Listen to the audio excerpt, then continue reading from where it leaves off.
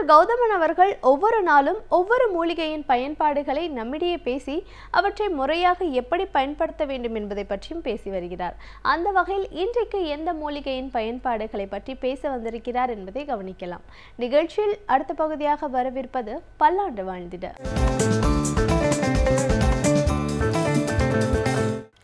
அன்பான கலைஞர் தொலைக்காட்சி நேயர்களுக்கு என்னுடைய இனிமையான காலை வணக்கங்கள். உடலில் ஏற்படுகின்ற எவ்வளவோ பிரச்சனைகளுக்கு நிரந்தரமாக மருந்துகள் சாப்பிட்டுத்தான் ஆக வேண்டும் அப்படிங்கிற ஒரு சூழல் ஏற்படுறதை பார்க்குறோம். அந்த மருந்துகள் நவீன மருத்துவ முறையுடைய மருந்துகளாக இருக்கும்போது மருந்துகளால் ஏற்படுகின்ற பக்க விளைவுகள் மட்டுமல்ல, அந்த நோயை குணப்படுத்தவும் அந்த மருந்துகள் தவறி அதனால் ஏற்படுகின்ற தொந்தரவுகள் மிகுந்து நம்மளை பாதிக்கிறதையும் பார்க்குறோம். இயற்கை முறையிலேயே இன்றைக்கு வாழ்வியல் முறையில் மாற்றங்களால் நமக்கு ஏற்படக்கூடிய பிரச்சனைகளை நிரந்தரமாக சாப்பிடக்கூடிய பக்க விளைவற்ற மருந்துகளாக இருந்து அதை உபயோகப்படுத்தி கொள்ள முடியுமா, அப்படி எதை உபயோகப்படுத்தலாம் அப்படிங்கிற கேள்வி நம்ம எல்லோர் மனதிலும் ஏற்படுவதை பார்க்க முடியும். உதாரணத்துக்கு சொல்லணும்னா இரத்த அழுத்தம். இன்றைக்கு உலகத்திலேயே மிக அதிக நோயாளிகள் உட்கொள்ளக்கூடிய மருந்தாக எது இருக்கிறது அப்படின்னு பார்க்கும்போது இரத்த அழுத்தத்திற்கான மருந்துகளாக அவை இருக்கிறத நம்ம பார்க்குறோம். சாதாரண இரத்த அழுத்த மருந்திலிருந்து சிறுநீரகம் கெட்டுப்போகின்ற அளவுக்கு உடலை பாதிக்கின்ற இரத்த அழுத்த மருந்துகள் வரை இன்றைக்கு இருக்கிறத பார்க்குறோம். தலை சுற்றல் 35-40 வயதில் ஏற்படுகிறது, மருத்துவர்கிட்ட போகிறோம், உங்களுடைய இரத்த அழுத்தம் கூடுதலாக இருக்கிறது, இந்தாங்க அப்படின்னு சொல்லி ஒரு மாத்திரை கொடுக்கப்படுறத பார்க்குறோம். ஒருவேளை ஒரு நாள் ஒரு மாதம் சாப்பிட்டது போக, இல்லைங்க உங்களுக்கு இனிமேல் ஆயுசு ஃபுல்லாக இந்த மருந்துகளை நீங்கள் சாப்பிட்டு தான் ஆகணும், வேறு வழியே கிடையாதுங்க அப்படின்னு சொல்லி அந்த மருந்துகள் கொடுக்கப்படுறத பார்க்குறோம். அந்த மருந்துகளை எடுத்துக்கொள்ளும் போது இரத்த அழுத்தத்துடைய பக்க விளைவுகள் குறைகிறதான்னு கேட்டால் அதுவும் குறைவது கிடையாது. மருந்துகளும் நம்ம உடலை பாதிக்கிறத நம்ம பார்க்குறோம். அந்த வகையில் இரத்த அழுத்தத்தை குறைக்கக்கூடிய ஒரு இயற்கை மருந்து நம்ம சொல்லக்கூடிய சர்ப்பகந்தா அப்படின்னு சொல்லக்கூடிய ஒன்றை பற்றி தான் இன்றைக்கு பார்க்க போகிறோம்.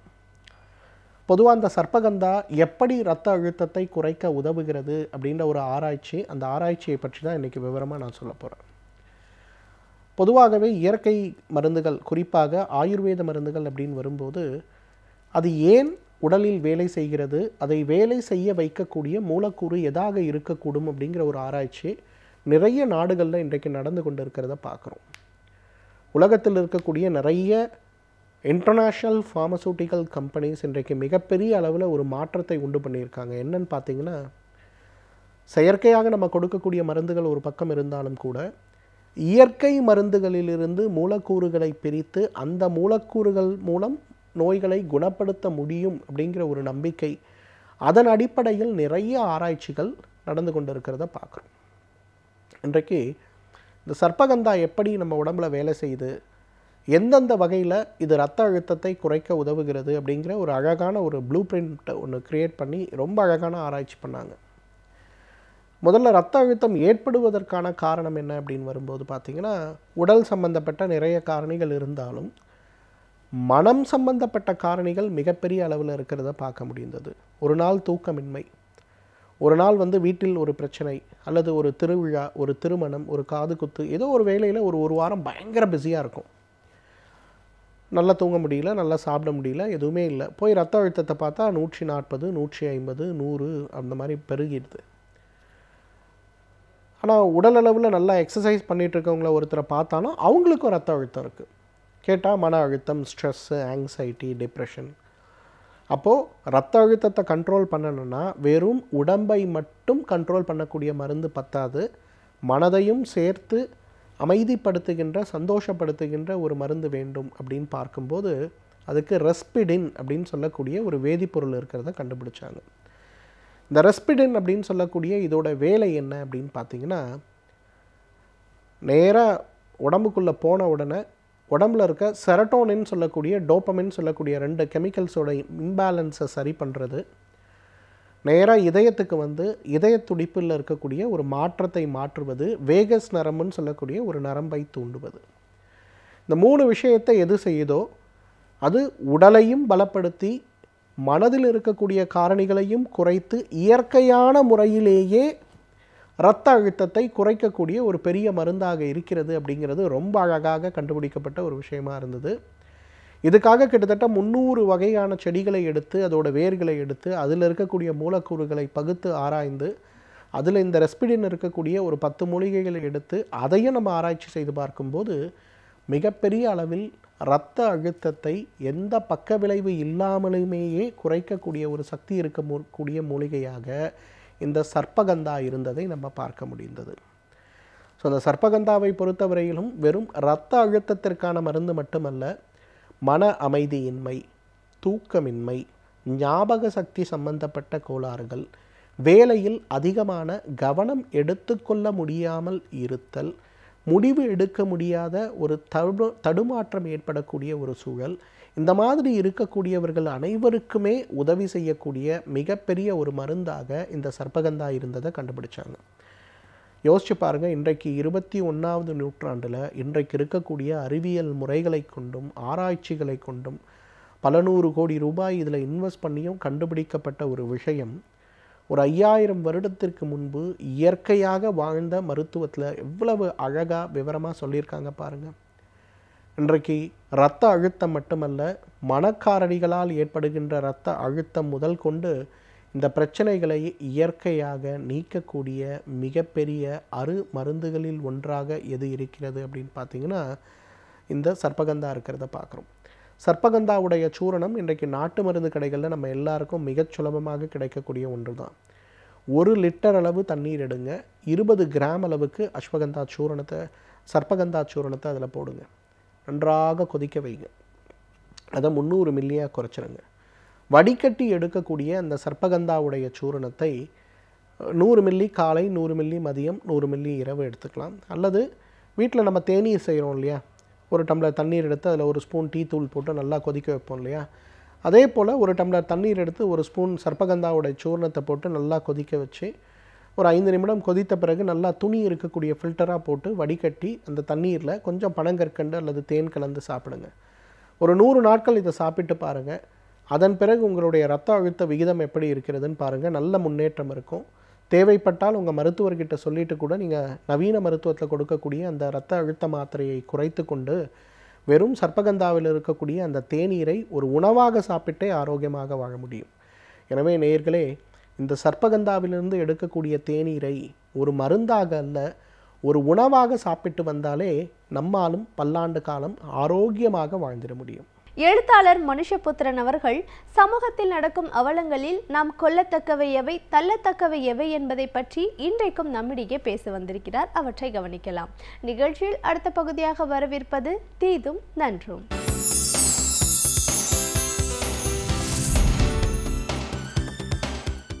வணக்கம் நண்பர்களே, இன்னும் ஒரு இனிய காலை பொழுதில் தீதும் நன்றும் நிகழ்ச்சியில் உங்களை சந்திப்பதில் மிக்க மகிழ்ச்சி அடைகிறேன். பொதுவாக இளைஞர்களை பாதிக்கக்கூடிய, இளைய சமூகத்தை பாதிக்கக்கூடிய பல விஷயங்களை நாம் தொடர்ந்து இந்த நிகழ்ச்சியில் பேசி கொண்டிருக்கிறோம். இளைஞர்களுடைய உடல் நலம், மனநலம், கலாச்சார பிரச்சனைகள், சமூகவியல் பிரச்சனைகள், இப்படி பல விஷயங்களை நாம் தொடர்ந்து பேசுகிறோம். தொழில்நுட்பத்திற்கும் அவர்களுக்குமான சிக்கல்கள்.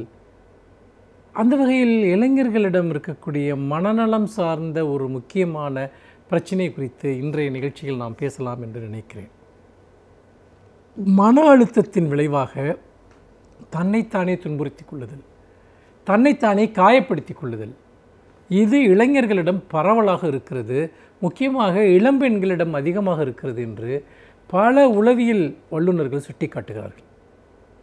உதாரணமாக ஒரு பிளேடால் கையை அறுத்துக்கொள்வது, அல்லது ஜியாமெட்ரி பாக்ஸில் இருக்கக்கூடிய அந்த கருவிகளின் மூலமாக தன்னைத்தானே காயப்படுத்தி கொள்வது, அல்லது சிறு கத்திகளை பயன்படுத்தி தன்னை காயப்படுத்தி கொள்வது, இது போன்ற விஷயங்கள் என்பது ஒரு ஸ்ட்ரெஸ் பஸ்டராக, அதாவது கடுமையான மன அழுத்தத்தில் என்ன செய்வது என்று தெரியாமல் அந்த மன அழுத்தத்தை மடைமாற்றுகிற விதமாக இத்தகைய ஒரு சுய காயப்படுத்துதல், தன்னைத்தானே காயப்படுத்துதலை பல இளைஞர்கள் செய்து கொள்கிறார்கள் என்பது மிகவும் வருந்தத்தக்க, நம்மை அதிர்ச்சி அளிக்கக்கூடிய ஒரு செய்தியாக இருக்கிறது.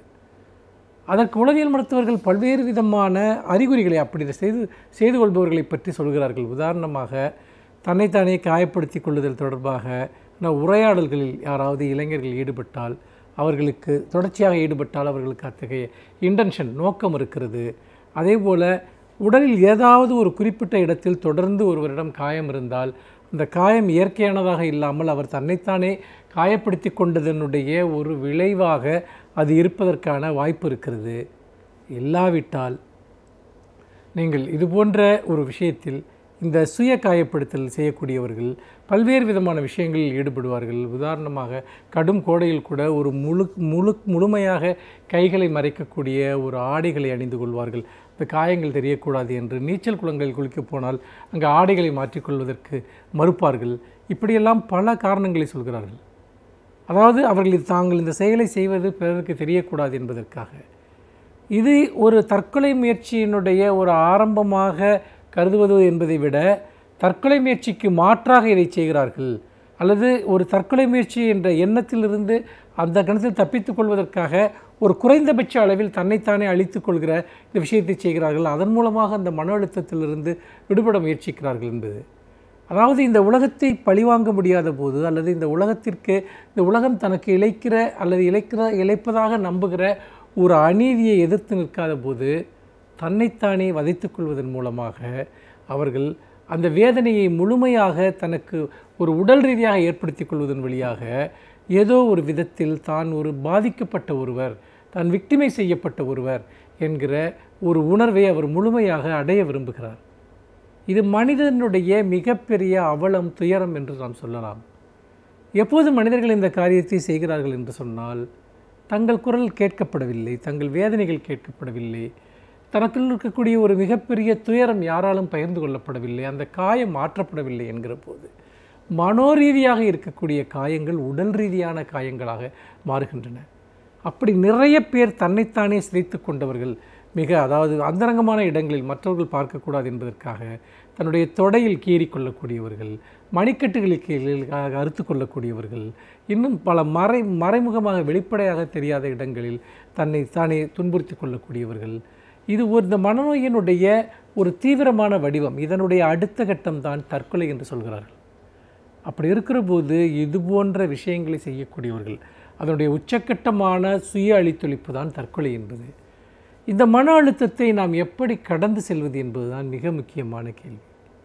பல சமயங்களில் இந்த வாழ்க்கையில் ஏற்படக்கூடிய சிக்கல்கள், உறவு சார்ந்த சிக்கல்கள், இந்த வாழ்க்கையில் இருக்கக்கூடிய உறவுகளிடையே இருக்கக்கூடிய பொய்மைகள், ஏமாற்றுகள் அல்லது நம்பிக்கை துரோகங்கள், அதன் காரணமாக ஏற்படக்கூடிய மனவீழ்ச்சிகள் என்பது இந்த சுய அழிவை நோக்கி இளைஞர்களை தொடர்ந்து செலுத்தி கொண்டே இருக்கிறது.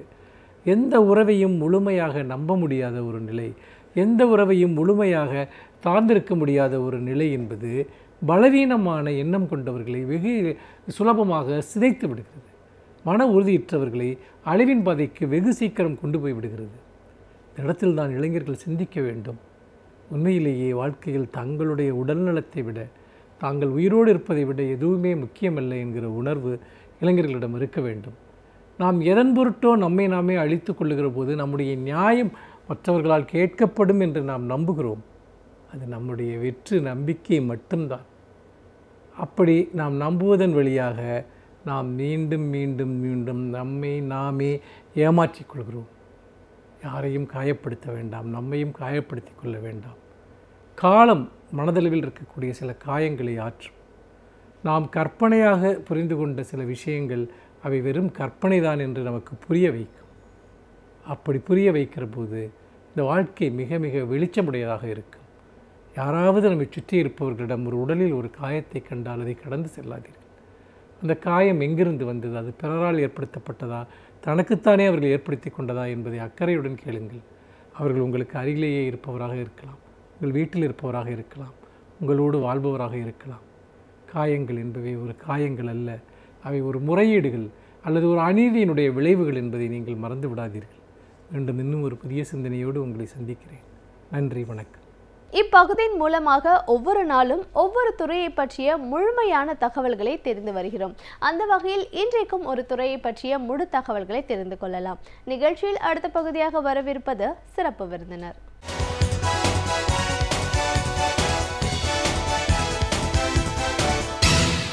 வணக்கம் நேயர்களே, விடியலை வா நிகழ்ச்சியின் சிறப்பு விருந்தினருக்கான நேரம் இது. இன்றைய சிறப்பு விருந்தினர் ஹோமியோபதி மருத்துவர் டாக்டர் சுபாஷினி. ஒரு ஹோமியோபதி மருத்துவர் அப்படின்னு சொல்லும்போது இன்னைக்கு நிறைய மருத்துவ முறைகள் இருக்கலாம். ஆங்கில மருத்துவ முறைக்கு அப்பாற்பட்ட அலைட் மெடிசின்ஸ் நிறைய இருக்குது.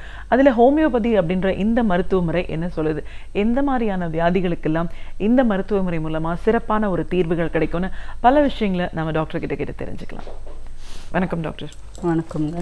ஒரு ஹோமியோபதி மருத்துவராக முதல்ல எங்கள் நிகழ்ச்சிக்கு உங்களை நாங்கள் வரவேற்கிறோம் மேடம். ரொம்ப நன்றி. நம்ம இந்தியாவில் பார்த்தீங்கன்னா ஆங்கில மருத்துவத்திற்கு அப்பாற்பட்டு நிறைய அலைட் மெடிசின்ஸ் இப்போ வந்திருக்கிறத பார்க்குறோம்.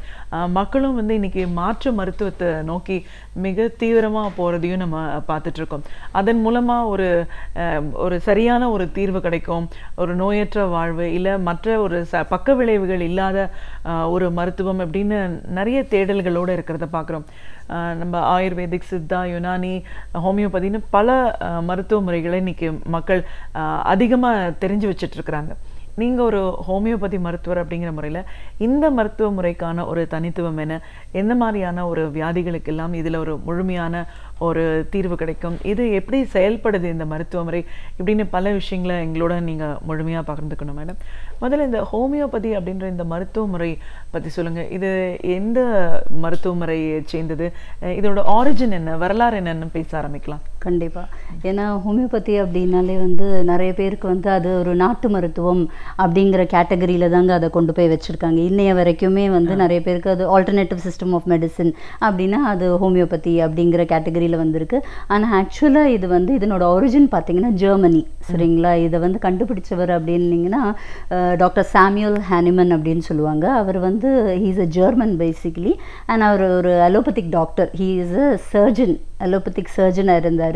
அவர் எது அவரை இவ்வளோ இந்த மெடிசன் சிஸ்டம் ஆஃப் மெடிசனை கண்டுபிடிக்க தூண்டிடுச்சு அப்படின்னு பார்த்தீங்கன்னா ஹீ வாஸ் இன்டு சர்ஜரி. அங்கே வந்து நிறைய என்ன சொல்கிறது, சஃபரிங்கு, பிளட் லாஸ் இதெல்லாம் பார்க்கும்போது அவர் என்ன நினச்சாருன்னா, ஏன் இதெல்லாம் இல்லாமல் ஒரு மருத்துவ முறை இருக்கக்கூடாது, எளிமையாக ஏன் ஒரு மருத்துவ முறை இருக்கக்கூடாது, யாருக்குமே எந்த பாதிப்புமே ஏற்படுத்தாமல் ஏன் ஒரு மருத்துவ முறையால் ஒரு குணத்தை கொடுக்க முடியாது அப்படிங்கிற பேசிஸில் he started testing medicines on himself. அதாவது ஹோமியோபதி மருத்துவ முறையில் மட்டுமே தான் எல்லா மெடிசன்ஸையும் இன்க்ளூட் பண்ணும்போது only this system of medicine நம்ம வந்து the medicines are tested on your own body, that is on human beings. சரிங்களாங்க? மற்ற எல்லா மருத்துவமே சித்தாவாகட்டும், ஆயுர்வேதமாகட்டும், இல்லை allopathic system of medicine, modern medicine சொல்லுவோம் இல்லையா, அது ஆகட்டும், இல்லை யுனானி ஆகட்டும், எல்லாமே வந்து அந்த மருந்துகளை டெஸ்ட் பண்ணுறது எப்படி அப்படின்னு பார்த்தீங்கன்னா it is tested on animals. சரிங்களாங்க?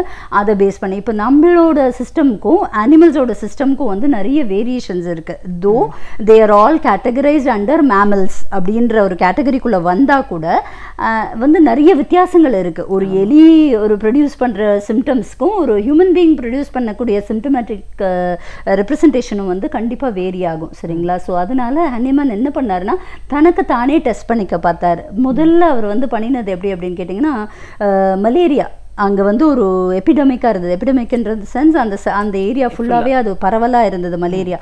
அப்போ அவர் என்ன பண்ணாருன்னா சிங்கோனா அப்படிங்கிற ஒரு மருந்தோட பார்க்கை எடுத்து அதனை வந்து தனக்கு உட்கொண்டுட்டு இருந்தார். அதில் வந்து எப்படி இருக்குது, அதை உட்கொள்ளும் போது அவர் என்ன நோட்டீஸ் பண்ணாருன்னா, இந்த மலேரியா ப்ரொடியூஸ் பண்ணக்கூடிய சில்ஸ், ஃபீவர், அது எல்லா சிம்டம்ஸும் வந்து அதில் வர மாதிரி அவர் பார்த்தாரு. அப்போது வாட் ஹீ ட்ரை டூயிங், ஒரு மலேரியல் பேஷண்ட்டுக்கு வந்து இந்த சிங்கோனா பார்க்கை வந்து கொஞ்சம் டைல்யூட்டட் ஃபார்மில் கொடுக்க ஆரம்பித்தார். கொடுத்து தான் டெஸ்ட் பண்ணிக்க ஆரம்பித்தார். அப்போ அதில் என்ன அவர் தெரிஞ்சது அப்படின்னு பார்த்தீங்கன்னா, it started healing that symptoms, reducing, அந்த ஃபீவரோட இன்டென்சிட்டி குறைய ஆரம்பிச்சிருச்சு, சில்ஸ் குறைய ஆரம்பிச்சு. அப்போ அவர் என்ன அதில் ஐடென்டிஃபை பண்ண ஆரம்பித்தாருன்னா, ஒரு பர்டிகுலர் மெடிசன் வந்து ஒரு டிசீஸோட சிம்டம்ஸை ப்ரொடியூஸ் பண்ணக்கூடிய தன்மை இருந்தால் அந்த particular medicine can treat that same disease. சரிங்களா? அது வந்து சிமிலியா சிமிலிபஸ் கியூரண்டர் அப்படின்னு சொல்லுவாங்க. அதாவது இப்போ உங்களுக்கு வந்து டெங்கு இருக்குன்னா டெங்கு சம்மந்தப்பட்டமான சிம்டம்ஸ் எந்த மருந்து ப்ரொடியூஸ் பண்ணுதோ அந்த மருந்து தான் டெங்கு வந்து குணப்படுத்தும், அந்த மாதிரி. சரிங்களாங்க? அதே தான் எல்லா ப்ராப்ளம்ஸ்க்கும். ஃபார் எக்ஸாம்பிள் ஒரு பெப்டிக் அல்சர் இருக்குன்னா அதுக்கு சம்மந்தப்பட்டமான சிம்டம்ஸ், வாமிட்டிங்கு, பெயின், எரிச்சல், இதெல்லாம் ப்ரொடியூஸ் பண்ணக்கூடிய எந்த மருந்தோ அந்த மருந்தால் மட்டுமே அதை குணப்படுத்த முடியும். அந்த மாதிரி ஒரு பிரின்சிபலில் தான் ஹோமியோபதி வந்து ஒர்க் ஆகுது. ஸோ இந்த மாதிரி ஒரு சின்ன சின்ன இதில் ஹனிமான் தொடங்கி விட்டது தான் நிறைய, அதுக்கப்புறம் அவரோட சக்ஸஸஸ் நிறைய பேர், டாக்டர் ஹெரிங் அப்படின்னு சொல்லிட்டு, ஸோ இவங்கெல்லாம் வந்து ஒரு லீடர்ஸ் இன் ஹோமியோபதி அப்படின்னு சொல்லலாம். ஸோ அவங்க they carry forwarded this system of medicine and it has grown into a huge system of medicine now, treating lakhs of people. இதில் வந்து நிறைய பேர் வந்து பெனிஃபிட் அடைஞ்சிருக்காங்க. இது வந்து பற்றி தெரியாதவங்க அப்படிங்கிறது இப்போ ரொம்ப ஃபியூ. ஏன்னா இப்போ எல்லாருக்குமே அவேர்னஸ் வந்துடுது, ஹோமியோபத்தினா எப்படி, அது எப்படி ஒர்க் பண்ணும், அது எந்த மாதிரி எல்லாம் வந்து செயல்படும், ஒரு ஆஃப்டர் எஃபெக்ட்ஸே இல்லாத பிறந்த குழந்தை முதல்ல ஒரு ப்ரெக்னென்ட் லேடி கூட சேஃபாக எடுக்கக்கூடிய மெடிசன்ஸ் வந்து ஹோமியோபதிக் மெடிசன்ஸ் தான் சொல்லலாம். கண்டிப்பாக மேடம், அதை பற்றி தான் இன்னும் நம்ம விரிவாக பேசணும். இந்த இப்படிப்பட்ட ஒரு மருத்துவ முறை இது எப்படி செயல்படுது, இதோட ஃபங்க்ஷனல் ஆஸ்பெக்ட்ஸ் தெரியணும். ஏன்னா நம்ம பார்க்கும்போது ஏதோ சின்னதாக ஒரு மிட்டாய் மாதிரி, ஒரு ஜவ்வரிசி மாதிரி இருக்கிற ஒன்று இது ஒரு மெடிசனாக மாறுமா, இது சாப்பிட்டா ஒரு வியாதி தீருமா அப்படின்ற ஒரு கேள்விகள், டவுட்ஸே நிறைய பேர்கிட்ட இருக்கிறத பார்க்குறோம். ஸோ இது எப்படி வந்து இது செயல்படுது, ஃபங்க்ஷன்ஸ் ஆஃப் ஹோமியோபதி மெடிசன்? ஆக்சுவலாக வந்து இந்த ஹோமியோபதிக் மெடிசன்ஸ் அப்படிங்கிறது அந்த ஜவ்வரிசி மாதிரி இருக்க சொன்னீங்க பார்த்தீங்களா, அது வந்து குளோபியூல்ஸ் அப்படின்னு, சுகர் குளோபியூல்ஸ். அது it is a medium of dispensing the medicine, சரிங்களா. அதில் நம்ம என்ன பண்ணுவோம்னா ட்ராப்ஸ் மெடிசன்ஸை வந்து அதில் ஆட் பண்ணுவோம். நம்ம அந்த லிக்விட் மெடிசன்ஸ் வந்து லிக்விட் ஃபார்மில் இருக்கும். So those medicines will be added to that, either to that small globules, that pills, or to the powder, ஒரு சுகர் ஆஃப் மில்க் அப்படின்னு சொல்லுவாங்க. அது வந்து ஒரு லாக்டோஸ் கைண்ட் ஆஃப் பவுடர் தான் அது. It is taken from goat milk. இது ரெண்டுமே வந்து is prepared from goat milk. So இது வந்து ஏன் இந்த மீடியமை சூஸ் பண்ணியிருக்காங்க அப்படின்னு கேட்டிங்கன்னா, இந்த ஹோமியோபதிக் மெடிசன்ஸோட ஆக்ஷன் ஃபங்க்ஷனாலிட்டி எங்கே மெயினாக ஆக்ஷன் ஆகுது அப்படின்னு பார்த்தீங்கன்னா, நர்வ் எண்டிங்ஸில், நரம்புகளில் இருந்து தான் இதனோட ஆக்ஷனே தொடங்குது. ஏன்னா இந்த ஹோமியோபதிக் மெடிசன்ஸ் ஆக்சுவலாக வந்துங்க, இப்போ சித்தா, ஆயுர்வேதா இதுலெல்லாம் என்ன பேஸோ, ஒரு மருந்து எடுக்கிறதுக்கு என்ன பேஸோ அதே பேஸ் தான் ஹோமியோபதியிலையும். அதுலேருந்தெல்லாம் தான் எடுக்கிறாங்க. ஒரு ஃப்ளார்லேருந்து எக்ஸ்ட்ராக்ட் எடுக்கிறாங்க, ஒரு பார்க்லேருந்து எக்ஸ்ட்ராக்ட் எடுக்கிறாங்க, ஒரு லீஃப்லேருந்து எக்ஸ்ட்ராக்ட் எடுக்கிறாங்க. அந்த மாதிரி ஒரு டிசீஸ் ப்ராடக்ட்ஸில், ஆர்கான்ஸ்லேருந்து கூட எக்ஸ்ட்ராக்ட் எடுப்பாங்க மெடிசன், சரிங்களா. இப்போ எப்படி நம்ம வேக்சின்ஸ் எல்லாம் எப்படி ப்ரிப்பேர் பண்ணுறாங்க, it's from a deceased material, சரிங்களா. அதே மாதிரி தான் ஹோமியோபதியிலையும் எடுப்பாங்க. பட் ஆனால் அதை வந்து வி பொட்டன்டைசேஷன் அப்படின்னு சொல்லுவாங்க அங்கே அந்த மெத்தடை. அது என்னென்னா, it is a way of diluting this medicines million டைம்ஸ்ன்னு கூட சொல்லலாம், சரிங்களா. அது வந்து ரொம்ப டைல்யூட்டட் ஃபார்மில் அந்த மெடிசன் ஆக்கும்போது என்ன ஆகும்னா, அந்த மெயின் அந்த மெடிசனோட எந்த பர்டிகுலர் மெடிசன் நம்ம எடுக்கிறோமோ, ஒரு வினம், ஒரு பாய்சனை கூட நம்ம வந்து மெடிசனாக கொடுக்க முடியும் without causing any harm. We have certain venomous medicines also, but it will absolutely cause no harm to the person who is taking. ஏன் அப்படின்னு கேட்டிங்கன்னா, it is in such a diluted form so that அதனோட bad effects எதுவுமே வந்து நமக்கு வந்து வராது. அதனோட crude properties எதுவுமே வந்து நம்மளோட பாடியில் போகாது. So it is only the medicinal property of that particular product is highlighted. அதுதான் பண்ணுவோம் அந்த பொட்டன்டைசேஷனில். ஸோ அந்த மாதிரி டைல்யூட் பண்ணி எடுக்கக்கூடிய மெடிசன்ஸ் தான் இது. இட் இஸ் டன் earlier daysல கையிலேயே பண்ணிட்டு இருந்தாங்க. இப்போ there are various technologies, various machines which is being made now. So அதில் தான் இப்போ பொட்டன்டைசேஷன்ஸ் பண்ணுறாங்க. It is as effective as how you do it in hand. ஓகேங்களா. ஸோ இதில் பண்ணும்போது என்னன்னா, நம்ம வந்து இந்த மெடிசன்ஸ் கொடுக்கும்போது எப்போவுமே என்ன இன்ஸ்ட்ரக்ஷன் பண்ணுவோம் ஜென்ரலாக அப்படின்னு கேட்டிங்கன்னா, அதை வந்து சப்பி தான் சாப்பிட்ணும். நம்ம இப்போ மற்ற மெடிசன் மாதிரி நம்ம வந்து தண்ணி குடிச்சு முழுங்குறதோ இல்லை தண்ணியில் கலக்கி இது பண்ணுறதோ அந்த மாதிரி இருக்காது. மோஸ்ட்லி இந்த மெடிசன்ஸை சப்பி சாப்பிட்ணும்னு சொல்லுவோம். Mostly preferably under the tongue. இது வந்து எல்லா ஹோமியோபதிஸும் இப்போ ப்ராக்டிஸ் பண்ணுறாங்களான்னு எங்களுக்கு தெரியல. பட் ஆனால் this is the classical way of practicing homeopathy. நம்ம வந்து ஒரு டோஸ் ஆஃப் மெடிசன் தான் கொடுப்போம். And that to underneath the tongue. ஏன் அண்டர் த டங்னா, நம்மளோட உடம்பினுடைய மேக்ஸிமம் நர்வ் எண்டிங்ஸ் வந்து அண்டர் த டங்கில் தான் இருக்குது, சரிங்களா. அப்போது அதனோட எஃபெக்டிவிட்டி, இந்த மெடிசன்ஸோட எஃபெக்டிவிட்டி வந்து is much more higher when you take it like that. So plus இந்த மெடிசன்ஸை எடுக்கும்போது வந்து நம்ம என்ன சொல்லுவோம்னா, there are certain restrictions because this is in a very diluted form. Restriction in the sense food restriction கிடையாது, ரொம்ப high fragranced things, அதுக்கப்புறம் crude, அதாவது ரொம்ப ஹெவி ஸ்ட்ராங் காஃபி, இது மாதிரியான விஷயங்கள் எல்லாம் வந்து நம்ம கார்லிக்கு இதெல்லாம் வந்து என்னென்னா, இந்த விஷயங்கள் வந்து இந்த மெடிசனோட எஃபெக்டிவிட்டியை வந்து ஸ்லோ டவுன் பண்ணும் டு சர்டன் எக்ஸ்டென்ட், சரிங்களா. அதனால நம்ம என்ன பண்ணுவோம்னா, we tell them or advise them to avoid or restrict these usage at least ஒரு ½ an hour before after or 1 hour before after this food நம்ம வந்து இதை எடுக்கக்கூடாது அப்படிங்கிறது வந்து ஸ்ட்ரிக்டாக சொல்லுவோம். இந்த மெடிசனோட எஃபெக்டிவிட்டி நல்லா ரீச் ஆகிறதுக்கு இவ்வளோ தான். மற்றபடி இதில் வந்து டயட்டோ பத்தியமோ எதுவுமே கிடையாது ஹோமியோபதிக் மெடிசனை பொறுத்த வரைக்கும். ஆஸ் ஐ செட் பார்ன் கிட்டுக்கு just born from mother's womb அந்த கிட்டுக்கு கூட நீங்கள் இந்த மெடிசனை கொடுக்கலாம். In fact both the sons, they have not been vaccinated. No, touch wood, we have not given, and myself, my mom was a doctor, so நானுமே வந்து எந்த ஒரு வேக்சினேஷனுமே எனக்கு கிடையாது.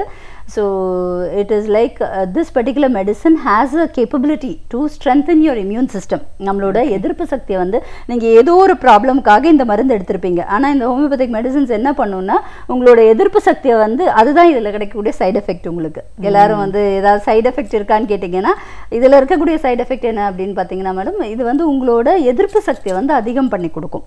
அப்போ வந்து உங்களோட நேச்சுரல் இம்யூன் பவர் வந்து ஹோமியோபதிக் மெடிசன் எடுத்துட்டு இருக்கவங்க எல்லாரையுமே பார்த்தீங்கன்னா their tendency to fall sick is much less when compared to their other colleagues or friends or family அந்த மாதிரி. So that is by default இந்த மருந்தினுடைய தன்மை. எந்த மாதிரியான ஒரு வியாதிகளுக்கெல்லாம் ஒரு நிரந்தர தீர்வுன்னு சொல்லலாம்? How effective this medicine in which diseases? இப்போ வந்து வியாதிகள் அப்படின்னு பார்த்தீங்கன்னா இந்த மெடிசன் நான் சொல்கிறேன்னா ஒரு சாதாரணமான ஒரு கோல்டு காஃப், ஒரு ஃப்ளூ இருந்து ஆரம்பித்து ஒரு மிகப்பெரிய epidemic diseases like dengue, Nipah virus, இந்த மாதிரியான எவ்வளோ பெரிய டிசீசஸாக இருந்தாலும் இட் கேன் டார்கெட். ஸோ ரொம்ப ப்ரையாரிட்டியாக சில சர்ஜிக்கல் கண்டிஷன்ஸ்ன்னு சொல்லுவோம் பார்த்தீங்களாங்க, இதில் இந்த மாதிரியான சர்ஜிக்கல் கண்டிஷன்ஸ் இனிஷியல் ஸ்டேஜஸில் நம்ம வந்து ஐடென்டிஃபை பண்ணினோம்னா ஹோமியோபதிக் மெடிசன்ஸால் without surgery we can help them out with this medicines. So say for example ஒரு polycystic ovarian disease in women சரிங்களாங்க, PCOD அப்படின்னு சொல்லுவாங்க, நீர்க்கட்டி அப்படின்னு சொல்லுவாங்க, அது ஓவரீஸில் ஏற்படக்கூடிய கட்டி, ஹார்மோனல் இம்பேலன்ஸ்னால ஏற்படக்கூடியது விமென்க்கு. ஸோ இதில் வந்து காமனாக என்ன சொல்லுவாங்கன்னா இது வந்து காம்ப்ளிகேட் ஆகிற டைமில் இவங்க வந்து அந்த சைஸ் கட்டியினுடைய சைஸ் வந்து பெருசாக ஆரம்பிக்கும். கான்ஸ்டண்ட்டாக அவங்க வந்து ஓரல் கான்ட்ரசெப்டிவ் பில்ஸ் எடுப்பாங்க, ஹார்மோனல் பில்ஸ் தான் சப்ளிமெண்ட் பண்ணிட்டு வருவாங்க. ஸோ ஹார்மோனல் பில்ஸ் எடுத்துகிட்டு இருக்கும்போது அவங்களுக்கு என்ன ஆகும்னா they tend to gain weight and long ரன்ல அதை எடுக்கும்போது they are more prone to fall into diabetes சரிங்களா. ஸோ இதில் இந்த மாதிரியான காம்ப்ளிகேஷன்ஸ் எல்லாம் அவங்களுக்கு ஏற்படும். ப்ளஸ் கொஞ்சம் போனதுக்கப்புறம் என்ன சொல்லுவாங்கன்னா they tend to they advise to remove it. ஓகேங்களா. ஸோ இது மாதிரியெல்லாம் இருக்கக்கூடிய கண்டிஷன்ஸில் ஆரம்பத்திலே நம்ம வந்து பாலிசிஸ்டிக் ஓவரிஸ் இருக்குது அப்படின்னு தெரிஞ்சிடுச்சுன்னா நம்ம வந்து homeopathic medicine simultaneously if we start slowly they can withdraw their oral contraceptive pills and they can avoid getting into surgery. அதே மாதிரி தான் யூட்ரைன் ஃபைப்ராய்டு, இது வந்து கர்ப்பப்பையில் ஏற்படக்கூடிய கட்டி. இதுக்கு வந்து முக்காவாசி இதில் என்ன பண்ணுவாங்கன்னா மெனோபாசல் டைம் ஆகிடுச்சுன்னா ஓகே டெலிவரி ஆகிடுச்சா உங்களுக்கு மெனோபாஸா okay finish you can remove off your uterus, ரொம்ப சர்வசாதாரணமாக. ஏன்னா அந்த யூட்ரஸ் அப்படிங்கிறது அதை ரிமூவ் பண்ணினதுக்கப்புறம் எவ்வளோ பெரிய hormonal imbalance that lady is going to suffer in ஃபியூச்சர்னு for her life time, rest of her life அப்படிங்கிறது வந்து நிறைய அவங்களுமே பேஷண்ட்ஸுமே அவங்க உணர மாட்டேங்கிறாங்க. நம்ம அதை எடுத்துடலாம் போதும் அவ்வளோதான், இது மேலே நமக்கு அது இது பண்ண முடியாது. ஏன்னா அந்த காலத்தில் எல்லாமும் இருந்தது, ப்ளீடிங் ஜாஸ்தி ஆகும் மெனோபாசல் டைமில், இதெல்லாம் இருந்தாலும் வந்து அவங்க என்னென்ன பண்ணுவாங்கன்னா அசோகப்பட்டை எடுத்து அதை கரைச்சி சாப்பிடுவாங்க. இந்த மாதிரி சில ஹெர்பல் மெடிசன்ஸை யூஸ் பண்ணிவிட்டு they tend to wait for some time. மெனோபாஸுங்கிறது அது ஒரு ஈஸியாக போக விடணுங்க. அது ஒரு கொஞ்சம் நாளைக்கு அது இருக்க தான் செய்யும் நமக்கு, மேபி ஒரு 1 month 2 month 3 month not a problem, you will have bleeding. அதுக்கேற்ற மாதிரி நீங்கள் என்னென்னா உங்களோட ஃபுட்டில் வந்து அயன் ரிச் ஃபுட் எடுத்துக்கிற மாதிரி பார்த்துக்கோங்க, so that you don't get weak. ஓகேங்களா. So plus if you are going into homeopathic system of medicine easily வந்து உங்களுக்கு அந்த ஃபைப்ராய்டினுடைய சைஸையும் குறைச்சி உங்களோட சிம்டமேட்டிக்காக உங்களுக்கு அந்த ப்ளீடிங்கு அதெல்லாம் வந்து இமீடியட்டாகவே உங்களுக்கு ரிலீஃப் ஆகும். நிறைய பேருடைய ஒரு கான்செப்ட் என்ன அப்படின்னு கேட்டிங்கன்னா ஹோமியோபதிக் மெடிசன் எடுத்த ஸ்லோ ஆக்ஷன் அப்படிங்கிறது வந்து பல பேருடைய மைண்டில் வந்து ஃபிக்ஸ்ட் ஆகி போன விஷயம். இது ஏன் அப்படி ஃபிக்ஸ் ஆகிடுச்சு அப்படின்னு கேட்டிங்கன்னா இந்த முன்னே இருந்த கிளாசிக்கலாக பழைய இதில் இருந்த ஹோமியோபத்ஸ் எல்லாம் வந்து அவங்க அந்த மாதிரியே வந்து ப்ராக்டிஸ் பண்ணியிருந்ததுனால அவங்க சொல்லியிருக்கிறது, அதாவது இப்படி தான் ஆகும். ஏன் அப்படின்னா ஒருத்தருக்கு வந்துங்க இப்போ ஒரு ப்ராப்ளம் இருக்குன்னா அந்த ப்ராப்ளம்க்கு கிடையாது ஹோமியோபதியில் மருந்து, அந்த பர்சனுக்கு மருந்து, it is for that person. So உங்களோட நேச்சர் என்ன, உங்களோட பிஹேவியர் என்ன, உங்களோட கேரக்டர் என்ன, how you respond to stress, how you respond to certain life situations, அப்புறம் உங்களுக்கு என்ன பிடிக்கும் உங்களுக்கு என்ன பிடிக்காது, உங்களோட கிரேவிங்ஸ் லைக்ஸ் டிஸ்லைக்ஸ், உப்பு புளிப்பு காரம், இதில் என்ன டேஸ்ட் நீங்கள் ப்ரிஃபர் பண்ண, இது எல்லாமே வேரி ஆகும் இல்லையா ஒரு மனுஷனுக்கும். ஸோ அதை பேஸ் பண்ணி உங்களோட கான்ஸ்டிடியூஷனல் ரெமெடி அப்படின்னு சொல்லுவாங்க. So head to to any ப்ராப்ளமாக இருக்கட்டும், even for a malignant condition, அதாவது கேன்சரஸ் கண்டிஷனாக இருந்தாலும் ஹோமியோபதியில் ட்ரீட்மெண்ட் உண்டு. சரிங்களாங்க. இன்னும் இனிஷியல் ஸ்டேஜ் ஃபார் எக்ஸாம்பிள் இதெல்லாம் வந்து நான் எப்படி இவ்வளோ கான்ஃபிடென்ட்டாக சொல்கிறேன் அப்படின்னு கேட்டிங்கன்னா, it is you can put my mother's 15 years and my 15 years because I was with her right from my school days. I used to go attend camps. அப்போ அங்கெல்லாம் வந்து வரக்கூடிய கேசஸ் எல்லாம் மேலிக்னன்சி வரும். அண்ட் இன்ஃபர்டிலிட்டி ரொம்ப முக்கியமான ஒரு இது. இன்ஃபர்டிலிட்டி இப்போ வந்து குழந்தையின்மை அப்படிங்கிறது வந்து ரொம்பவே வந்து சர்வசாதாரணமான ஒரு விஷயமா இருக்குங்க. ஒரு 50 கப்பல் இருந்த கல்யாணம் பண்ணிக்கிறாங்கன்னா கிட்டத்தட்ட ஒரு 30 to 40% of them are infertile. இது வந்து நம்மளோட lifestyle, food habits, stress, முக்கியமான காரணம் ஸ்ட்ரெஸ். எல்லாத்துக்குமே நம்ம இதை தான் சொல்கிறோம் அப்படின்னு எல்லாருமே நினைப்பாங்க. ஆனால் ஸ்ட்ரெஸ்ஸுங்கிறது வந்து ஒரு ரொம்ப இம்பார்ட்டன்ட் காஸ். ஏன் அப்படின்னு கேட்டிங்கன்னா அது டோட்டலாக நம்மளோட ஹார்மோன்ஸ் சிஸ்டம், நம்மளோட பாடியோட ஃபங்க்ஷனிங்கே வந்து டாப்பிள் பண்ணி போட்டுருது. இம்பேலன்ஸ் இன் ஹார்மோன்ஸ் ஏற்பட்டுருச்சுன்னா ஆட்டோமேட்டிக்காக நமக்கு வந்து எல்லாமே வந்து அஃபெக்ட் ஆக ஆரம்பிச்சிடும். ஸோ அதனால ஏற்படக்கூடியது தான் இந்த இன்ஃபர்டிலிட்டி. ரொம்ப காமனாக இருக்கக்கூடிய ஒரு விஷயம் இது. இப்போ இதெல்லாமும் கூட நம்ம வந்து ஹோமியோபதிக் மெடிசன்ஸில் இப்போ இன்ஃபர்டிலிட்டினா என்ன பண்ணிடுறாங்கன்னா டைரெக்டாக ஐயுஐ போயிடுறாங்க. சரிங்களா, ஐவிஎஃப் பண்ணிடுறாங்க. ஸோ இதுலேயுமே நிறைய பேர் வந்து சக்ஸஸ் ஆகாமல் ஹோமியோபதியில் வந்து சக்ஸஸ் ஆகிருக்கு. புரியுதுங்களாங்க. ஸோ இந்த அளவுக்கு வந்து ஹோமியோபதிக் மெடிசன் வந்து ஒரு சின்ன ப்ராப்ளம்லேருந்து ஆரம்பிச்சு ஒரு சாதாரண சைனஸ், அலர்ஜி, ஃப்ளூ, ஒரு சிவியரான ஒரு கண்டிஷன்ஸ், கேன்சரஸ் கண்டிஷன்ஸ் வரைக்கும்லேருந்து எல்லாத்துக்குமே வந்து ஹோமியோபதி ஹெல்ப் பண்ணும். ஸோ கிட்னி ஸ்டோன்ஸ் இன்னொரு சர்ஜிக்கல் கண்டிஷன் அப்படின்னு பார்த்தீங்கன்னா, ரீனல் ஸ்டோன்ஸ்ன்னும் போதே வந்து என்ன ஆகிடுதுன்னா சர்ஜரி. அது வந்து ஒரு கொஞ்சம் காலத்துக்கு அப் டு 0.5 mm ஸ்டோன்ஸாக இருந்ததுன்னா என்ன சொல்கிறாங்கன்னா வாட்டர் குடிங்க, நல்லா இந்த ஒரு சில வாட்டர் தெரப்பீஸ் கொடுக்குறாங்க, அதில் பண்ணுறாங்க. அதுக்கும் மேலே ஆனதும் என்ன சொல்கிறாங்கன்னா டைரெக்டாக லித்தோட்ரிப்சி பண்ண சொல்கிறாங்க. ஸோ இது இல்லாமலே இது பண்ணினாலும் that is not the solution. Please understand. என்னன்னாங்க இப்போ நம்ம வந்து ஒரு சர்ஜரின்னு பண்ணிட்டோன்னு வச்சுக்கோங்க, that doesn't end that problem. அங்கே renal stones, the tendency of forming that stone வந்து நம்ம ரிமூவ் பண்ணணும். அப்போ homeopathy works in removing that tendency to form that renal stone. இப்போ ரீனல் ஸ்டோன் அப்படிங்கிறது வந்து இம்ப்ராப்பர் மெட்டபாலிசம்னால நம்மளோட மினரல்ஸ் வந்து ப்ராப்பராக டிசால்வ் ஆகாதனால ஏற்படக்கூடியது. இன்னொன்று நம்ம பாடியில் வந்து அமிலத்தன்மை, அசிடிட்டி வந்து அதிகமாகறனால ஏற்படக்கூடியது. ஸோ அப்போ அந்த இதெல்லாம் வந்து நம்ம வந்து இந்த டெண்டன்சியை நம்ம வந்து சரிப்படுத்தணும். சரிப்படுத்தினா என்ன ஆகும்னா இந்த ஸ்டோன்ஸ் இருக்கிற ஸ்டோன்ஸும் நமக்கு கிளியர் ஆயிரும், ப்ளஸ் மேற்கொண்டு நமக்கு ஃபார்ம் ஆகாமலும் பார்த்துக்கும். So without any surgery in a smooth way with homeopathic medicines we can help in clearing renal stones. It no matter about the size. சரிங்களா, எவ்வளோ பெரிய சைஸாக இருந்தாலும் homeopathic medicine has a tendency to clear it. பெரிய size of ஸ்டோன்ஸாக இருந்தால் they get dissolved, they get broken and they get excreted via urine. So இது மாதிரி. So அதே மாதிரி தான் இப்போ வந்து கேஸ்ட்ரிக் அல்சர் இந்த மாதிரியான எல்லா விதமான பிரச்சனைகளுக்கும் அந்த சிம்டம்ஸ் என்ன சிம்டம் அவங்க ப்ரொடியூஸ் பண்ணுறாங்களோ அதை பேஸ் பண்ணி நம்ம வந்து மெடிசன்ஸ் கொடுப்போம். So it works like that. Okay, இப்போது மெடிசன்ஸ் பற்றி இதில் பேசணும். நம்ம ஆரம்பத்திலே பேசணும், இது சின்ன கிரானுவல் சைஸில் இருக்குது அப்படின்னு சொல்லிட்டு. இப்போது இதுவே சுகர் கோட்டட் அப்படின்னு சொல்கிறீங்க. இப்போ சுகர் பிபி பேஷண்ட்ஸ்க்கு எப்படி இந்த மெடிசன்ஸ் நம்ம கொடுக்க முடியும்? கண்டிப்பாக இது ஒரு ரொம்ப நல்ல அருமையான கொஸ்டின். ஏன்னா டயபிட்டிஸ் இருக்கவங்க எல்லாருமே வந்து கொஞ்சம் பயப்படுவாங்க. ஹோமியோபதிக் மெடிசன்ஸ் எடுக்கணும்னா ஐயோ இது பில்ஸ் வந்து ஸ்வீட்டாக இருக்கேன் மேடம், நான் எடுக்கலாமா, எனக்கு சுகர் வந்துருமா அப்படின்ட்டு. ஸோ ஆக்சுவலாக வந்துங்க சுகருங்கிறது first thing they should understand, it is the carbohydrate. அதுதான் வந்து நம்ம ப்ரைமரியாக இது பண்ணணும். ஏன்னா இந்த இன்சுலின் அப்படிங்கிறது வந்து it is a very important enzyme to help in carbohydrate metabolism. அது வந்து குறைவாக இருக்கிறனால டயபெட்டிக் பீப்புளுக்கு என்ன ஆகுதுன்னா அந்த கார்போஹைட்ரேட் மெட்டபாலிசம் வந்து சீராக இல்லாதனால அந்த சுகர் வந்து என்ன ஆகுதுன்னா it has to be distributed. Form ஆகிற நம்ம சாப்பிட்ற உணவுலேருந்து வரக்கூடிய அந்த சுகர், அந்த கார்போஹைட்ரேட் அதெல்லாம் வந்து என்ன ஆகணும்னா it should be distributed to the cells. நம்மளோட பாடியில் உள்ள எல்லா செல்லுக்கும் அதனுடைய செயல்பாடுகளை செய்யறதுக்காக அது போகணும். அந்தந்த இடத்துக்கு அனுப்ப வேண்டிய வேலை தான் இந்த இன்சுலினோட வேலை. அப்போ என்ன ஆகுதுன்னா இது குறையும் போது அந்த அனுப்பக்கூடிய இது வந்து குறைஞ்சிருது. அப்போ என்ன ஆகுது, எல்லாமே வந்து it will get accumulated in your blood. So இதுதான்.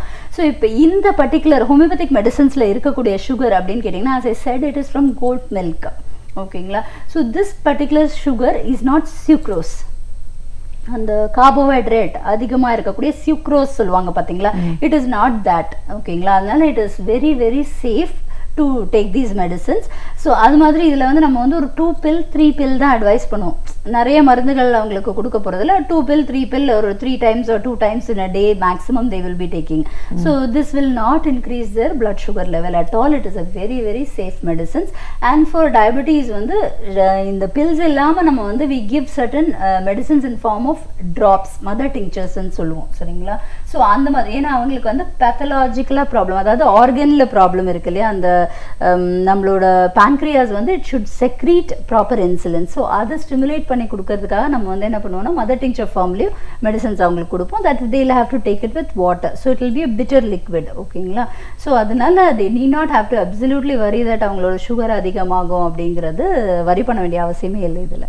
ஓகே, இப்போது தீராத வியாதி அப்படின்னு நம்ம லிஸ்ட் பண்ணுற சில டிசீசஸ் இருக்குது. விமன் எடுத்துக்கிட்டால் கூட கேன்சரில் 2-3 variety cancer, breast cancer, uterine கேன்சர்னு இருக்குது. கேன்சர், எய்ட்ஸ், இந்த மாதிரி சிலதெல்லாம் வந்து நம்ம பார்க்க முடியாது, இதுக்கு மேலே அவ்வளோதான் அப்படின்னு சொல்கிற ஒரு கண்டிஷனில் இருக்கிறவங்களுக்கு கூட ஹோமியோபதி ட்ரை பண்ணி பார்க்கலாம் அப்படின்னு சொல்கிறாங்க. எவ்வளோ தூரம் சக்ஸஸ்ஃபுல்லாக எஃபெக்டிவாக இருக்குது மேடம்? கண்டிப்பாக. இப்போ வந்து கேன்சர் ஃபார் எக்ஸாம்பிள் ஒன்று, இன்னொன்று வந்துங்க பேரலிசிஸ். நீங்கள் முக்கியமான ஒரு தீராத வியாதியில் வந்து அது சரிங்களா, ஒரு ஸ்ட்ரோக் வந்து ஒரு பேரலைஸ் ஆகிறது. சரிங்களா? ஸோ இது மாதிரியான ப்ராப்ளம்ஸ் வந்து எப்படின்னா they are impaired for life time. ஓகேங்களா? இன்னொன்று சில்ட்ரன்ஸில் மென்டல் ரிட்டார்டேஷன், இதெல்லாம் and autism in children. So இதெல்லாம் எப்படி பார்த்தீங்கன்னா இதுக்கெல்லாம் வந்து ஒரு சொல்யூஷனே கிடையாது. நிறைய ஸ்பீச் தெரப்பி பண்ணுவாங்க, நிறைய இன்னும் medications they will go, and depression, mental mind related problemல டிப்ரெஷன் சொல்லுவோம். ஸோ இதெல்லாம் வந்து என்ன பண்ணலாம் அப்படின்னு கேட்டிங்கன்னா ஹோமியோபதியில் ஃபார் எக்ஸாம்பிள் கேன்சரை எடுத்துக்கிட்டா கூட உங்களோட லைஃப் ஸ்பேனை வந்து பீஸ்ஃபுல்லாக எக்ஸ்டெண்ட் பண்ணி கொடுக்க முடியும். Definitely, I will say, see, homeopathy is not a magic or miracle where it will cure everything and anything. சரிங்களாங்க? After a disease has its own prognosis. ஒரு ஸ்டேஜுக்கு அப்புறம் ஒரு டிசீஸை வந்து நம்ம வந்து எந்த சிஸ்டம் ஆஃப் மெடிசன்னாலையும் நம்ம ரிவர்ட் பண்ணுறது வந்து ரொம்ப கடினம். இன்னொன்று ஹோமியோபதியை பொறுத்த வரைக்கும் இட் ஒர்க்ஸ் ஆன் அ பர்சன்னு சொன்னேன் நான். சரிங்களா? ஸோ அந்த பர்சனோட ரிஸ்பான்ஸ் டு தட் பர்டிகுலர் மெடிசன் எப்படி இருக்குன்றது பொறுத்து. அதே தான் இப்போ வந்து இதனால ட்ரீட் பண்ணவே முடியாதுன்னு நான் சொல்ல மாட்டேன். இப்போ எக்ஸ்ட்ரீம் கேசஸ் ஆஃப் கேன்சர் கூட can be reverted with homeopathy if the person is responding well to this medicine. ஓகேங்களாங்க? ஸோ அதை பேஸ் பண்ணி நம்ம வந்து டெஃபினட்டாக இதில் வந்து எக்ஸ்டெண்ட் பண்ணிக்கலாம். அப்படியும் எதுவுமே இல்லாமல் போகிற கண்டிஷன்ஸில் நம்ம வந்து அவங்களோட லைஃப்பை வந்து பீஸ்ஃபுல்லாக, இப்போ ஒரு டாக்டர் சொல்லிட்டார் அவ்வளோதான், இது ஒன்றுமே பண்ண முடியாது, இதுக்கு மேலே எதுவும் கிடையாதுங்க, நீங்கள் பார்த்துக்கோங்க அப்படின்னு சொல்லிட்டாங்கன்னா நீங்கள் ஏதாவது ஒரு மருந்தை பார்த்துக்கோங்க, எதனா ஒன்று பண்ணிக்கோங்க, இவ்வளோதான், இதுக்கு மேலே ஒன்றும் பண்ண முடியாது, அவங்க ஒரு 2 months 3 months தான் அப்படின்னு சொல்கிற கேசஸை கூட 2 years 3 years வரைக்கும் நல்ல ஸ்மூத்தாக அவங்களோட லைஃப்பை வந்து ஹெல்த்தியாக எக்ஸ்டெண்ட் பண்ணி கொடுக்க முடியும் ஹோமியோபதிக் மெடிசனால. This is for sure. அதே மாதிரி தான் வந்து இது நான் ஏன் இவ்வளோ உறுதியாக இதையும் சொல்கிறேன் அப்படின்னா, என்னோட காலேஜில் நான் ஃபஸ்ட்டுங்க எனக்கு வந்து ஹோமியோபதியில் இன்ட்ரெஸ்ட் கிடையாது. Not to be very frank, when I was doing my college days, எனக்கு வந்து MBBS தான் போகணும், எனக்கு அதில் தான் போகணும் அப்படிங்கிற ஒரு இன்ட்ரெஸ்ட் இருந்தது. But my mom constantly insisted, இல்லை இது பண்ணு, இதுதான் நல்லது, இதுதான் பெஸ்ட் சிஸ்டம் ஆஃப் மெடிசன், உனக்கு தெரியாது அப்படின்னாங்க. ஃபஸ்ட் இயர் வரைக்கும் எனக்கு இன்ட்ரெஸ்ட் இல்லைங்க. 2வது வருஷம் வந்து நான் என்னோட OPD, அதாவது நம்ம வந்து பேஷண்ட்ஸை பார்க்க ஆரம்பிச்சிடும் செகண்ட் இயரில். அப்போ வி கோ சி, அப்போ வந்து ஐ சா அ கேஸ் ஆஃப் கார்டியாக் கண்டிஷன். அங்கே வந்து நம்ம வந்து இந்த ஹார்ட் பீட்ஸ் பால்பிட்டேஷன் சொல்லுவோம் நம்ம. இப்போ வந்து இந்த ஹார்ட் பீட்ஸ் வந்து மர்மர் அப்படின்னு சொல்லுவோம் நம்ம. அது வந்து ரொம்ப பேத்தலாஜிக்கல் கண்டிஷன் ஹார்ட்டில் இருக்கும்போது நமக்கு வந்து இந்த மர்மருங்கிறது அது ஒரு சவுண்டு ஹார்ட்டில் அந்த பிளட் ஃப்ளோ வந்து டர்புலண்ட்டாக இருக்கனால இது வந்து வெளியிலேயே கேட்க ஆரம்பிக்கும். ரொம்ப சிவியராக இருக்கக்கூடிய கண்டிஷன், சும்மா கை வச்சாலே நமக்கு வந்து மறுமறு கேட்கும். சரிங்களா? அந்த மாதிரியான ஒரு கண்டிஷன். இது எங்களோட காலேஜ் பார்த்தீங்கன்னா உங்களுக்கு வந்து அலோபதி சிஸ்டம் ஆஃப் மெடிசனும் இருக்குது, ஹோமியோபதியும் இருக்குது, எல்லாமே இருக்குது. ஸோ அங்கேருந்து அவங்க தே send him like nothing can be done, 1 or 2 months you'll be alive, you can please நீங்கள் பார்த்துக்கோங்க அப்படின்னு சொல்லிட்டு அங்கேயே விட்டது. அவங்க வந்து சும்மா ஹோமியோபதியில் பண்ணலாமே, இங்கே தானே இருக்குது அப்படின்னு சொல்லிட்டு வந்தது. அது என்னுடைய சார் ஒருத்தர் எடுத்துட்டு just after 2 months he gave a medicine. It's a single dose of medicine. ஒரே ஒரு பாக்கெட் மருந்து, மீதி ஃபுல்லாவுமே வந்து வெறும் பிளாசிபோன்னு சொல்லுவோம் நம்ம. அது வந்து எதுக்காகனா ஹோமியோபதிக் வந்து ஒரு டோஸ் தாங்க. கிளாசிக்கலாக ஹோமியோபதிக் பார்த்தீங்கன்னா ஒரு dose of medicine acts for அட்லீஸ்ட் 45 to 50 days. ஒரு மெடிசனோட ஆக்ஷன் வந்து அந்த அளவுக்கு இருக்குது. அதனால அதை நம்ம டிஸ்டர்ப் பண்ணுறதுக்கு வேறு எதுவுமே சேர்த்து கொடுக்கக்கூடாது. அதான் வந்து original practicing of homeopathy. So அந்த ஒரே ஒரு டோஸ் ஆஃப் மெடிசன் கொடுத்து அனுப்பினவர் 1.5 மாதம் கழிச்சு திருப்பி ரிட்டர்ன் வராரு. அந்த மர்மரே இல்லை அவருக்கு. அவ்வளோ நல்லா இருக்காரு. ஃபஸ்ட்டு வரும்போது அவர் வந்து ஒரு 2 பேர் வந்து சப்போர்ட் பண்ணி கூட்டிகிட்டு வந்துட்டு இருந்தாங்க. இவர் தன்னால் படிக்கட்டு ஏறி வந்தார் அந்த மாதிரி. ஸோ அதுக்கப்புறம் he constantly improve taking this medicines and is now fine. Still now he is good. ஓகேங்களா? So this is what is homeopathy. I said it is like it can do miracles. But நம்ம வந்து எல்லா கேசஸ்லையும் நம்ம வந்து claim பண்ண முடியாது. ஒரு பர்சனோட response, ஒரு டிசீஸ் கண்டிஷன், எந்த அளவுக்கு அந்த டிசீஸ் கண்டிஷன் போயிருக்கு அதை பேஸ் பண்ணி அதையும் நம்ம வந்து ப்ராப்பரா ஹோமியோபதிக் சிஸ்டம்னா இது சும்மா வந்து ஏதோ ஜென்ரலா கேட்டு அப்படி பண்றது. ப்ராப்பரா ஹிஸ்டரி எடுக்கணும், ப்ராப்பரா டயக்னோசிஸ் பண்ணணும், என்னெல்லாம் ஸ்கேன்ஸ் பண்ணணுமோ, என்ன பிளட் டெஸ்ட் எடுக்கணுமோ, என்னென்ன கண்டிஷனுக்கு எது தேவையோ அதெல்லாம் நம்ம டெஸ்ட் பண்ணி எந்த ஸ்டேஜ்ல அந்த டிசீஸ் இருக்கு, இப்போ கேன்சர்னா கூட எந்த ஸ்டேஜ்ல ஆஃப் கேன்சர்ல இருக்கு அப்படிங்கிறத பார்த்துக்க அதுக்கு தகுந்த மாதிரி நம்ம ட்ரீட்மெண்ட்ஸ் கொடுத்துட்டே வந்தோம்னா நம்ம வந்து பேஷண்ட் கிட்ட வந்து ரொம்ப ஃபால்ஸா எதுவுமே கமிட் பண்ணாம we should tell them exactly what is going to happen to them ன்றத கரெக்டாக சொல்லி அது மாதிரி நம்ம ட்ரீட்மெண்ட் பண்ணும்போது கண்டிப்பாக அவங்களோட பீஸ்ஃபுல்லாக அவங்களோட லைஃப்பை வந்து எக்ஸ்டெண்ட் பண்ணி கொடுக்க முடியும் தீராத வியாதிகளில். ப்ளஸ் சம் கேசஸில் we can reverse that also to normalcy. கண்டிப்பாக மேடம். ஒரு ஹோமியோபதி மருத்துவராக ஹோமியோபதி மருத்துவ முறை அப்படிங்கிறது என்ன, எங்கே யாரால் இது உருவாக்கப்பட்டது, அதை எப்படி அவங்க டெஸ்ட் பண்ணாங்க, அதை கொண்டு வந்தாங்க, இன்றைக்கி இது எப்படி செயல்படுது, ஃபங்க்ஷன்ஸ் ஆஃப் ஹோமியோபதி மெடிசின்ஸ் என்ன, அதோட ப்ளஸ் என்ன, ஒரு சைடு எஃபெக்ட்ஸ்ன்னு பார்க்கும்போது கூட அதுவும் எவ்வளோ ஒரு பாசிட்டிவாக அமையுது, எந்தெந்த வியாதிகளுக்கெல்லாம் இதன் மூலமாக ஒரு தீர்வு கிடைக்கும், அதை எவ்வளோ தூரம் ஒரு ப்ராக்டிஸிங்கில் நீங்கள் பார்த்துருக்கீங்கன்னு பல விஷயங்களை எங்களோட நீங்கள் பகிர்ந்ததுக்கு நன்றி. ரொம்ப நன்றி. தேங்க்யூ. அறிவியல், வரலாறு, இதுவரை நாம் அறியாத உண்மைகள், இவைகளிலிருந்து நமக்கு தேவையானவற்றை அழகிய தமிழில் தொகுத்து இன்றைக்கும் வழங்க வந்திருக்கிறார் பேராசிரியர் சுபவீர பாண்டியன் அவர்கள். நிகழ்ச்சியில் அடுத்த பகுதியாக வரவிருப்பது ஒன்றே சொல் நன்றே சொல்.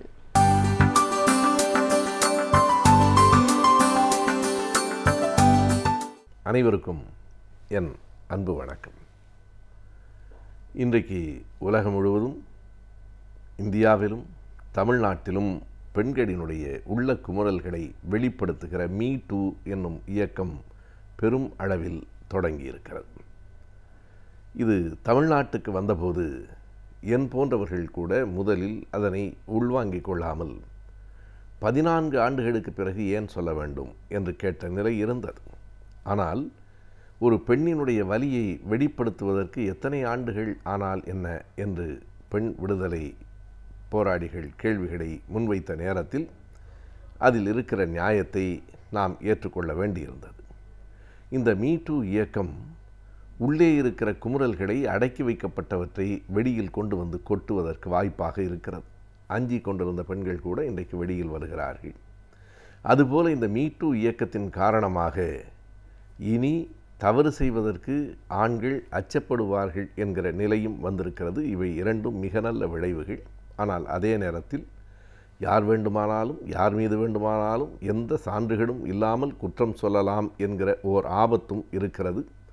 இதனை அரசியலாக பயன்படுத்தி கொள்ளக்கூடியவர்களும் இருப்பார்கள் என்பதையும் நாம் மறுத்துவிடக்கூடாது. ஒருவர் மீது நமக்கு அரசியல் சார்ந்தோ வேறு காரணங்களுக்காகவோ கோபம் இருக்குமானால் அதனை இதன் மூலமாக பயன்படுத்தி கொள்ளவும் வாய்ப்பு இருக்கிறது. அப்படி யாரும் செய்ய மாட்டார்கள் என்று உறுதியை கொடுத்து விட முடியாது. 100க்கு 90 பேர், 99 பேர் உண்மைதான் சொல்லுகிறார்கள் என்று வைத்து கொண்டாலும் பாதிக்கப்படுகிற ஒரு சதவீதம் இருந்தே தீரும். இது ஒரு பக்கம். ஆனால் மிகச்சரியாக பார்த்தால் மீ டூ எனக்கும் அந்த துன்பம் நேர்ந்திருக்கிறது என்பதை நம்மை பொறுத்தளவு சீதையும் கண்ணகியும் பாஞ்சாலியும் சூர்பனகையும் முதலில் சொல்லியிருக்க வேண்டும். அவர்கள்தான் கூடுதலாக ஆண்களால் பாதிக்கப்பட்டவர்கள் என்று நான் கருதுகிறேன். இந்த மீ டூ இயக்கம் 2006 அமெரிக்காவில் ஹாலிவுட் பகுதிகளில் தொடங்கிய போது அதனுடைய நோக்கம் வேறாக இருந்தது. Empowerment of women through empathy என்று அதனை குறிப்பிடுகிறார்கள். தங்களுக்கு நேர்ந்ததை அனுபவத்தை சொல்லி பிறரின் வலியை தன் வலியாய் உணர்ந்து கொள்ளட்டும் மக்கள் என்பதற்காக அதனை வெளிப்படுத்தி யாருடைய பெயரையும் கூட குறிப்பிட்டு சொல்லாமல் இப்படியெல்லாம் எனக்கும் நேர்ந்தது. ஆனால் இவற்றையெல்லாம் தாண்டித்தான் நான் வெளியில் வந்திருக்கிறேன், மேலே வந்திருக்கிறேன். வா பெண்ணே, நீயும் வா. அந்த சிறைக்குள்ளேயே முடங்கி போய்விடாமல் அதனை துடை தெரிந்துவிட்டு மேலே வா என்று ஒரு ஆக்கம் கொடுப்பதற்காக, பெண்களுக்கான ஒரு உரிமையை அல்லது அவர்களுக்கான விடுதலையை, தெளிவை பெற்றுத்தருவதற்காக என்று தொடங்கிய அந்த இயக்கம் பிறகு பல்வேறு வடிவங்களை எடுத்தது. இன்றைக்கு அதனுடைய நோக்கம் name him and shame him என்று ஆகிவிட்டதாக சொல்லுகிறார்கள். அதாவது யார் தன்னிடம் தவறு செய்தானோ அவனை அடையாளப்படுத்துங்கள், அவமானப்படுத்துங்கள். இரண்டுக்கும் இடையில் பெரிய வேறுபாடு இருக்கிறது. தனக்கு நேர்ந்த துயரங்களை சொல்லி பிறரையும் மேலே அழைத்து கொண்டு போகலாம். அந்த துயரத்தை விட்டு வெளியில் வா என்று அழைப்பது ஒரு வகை.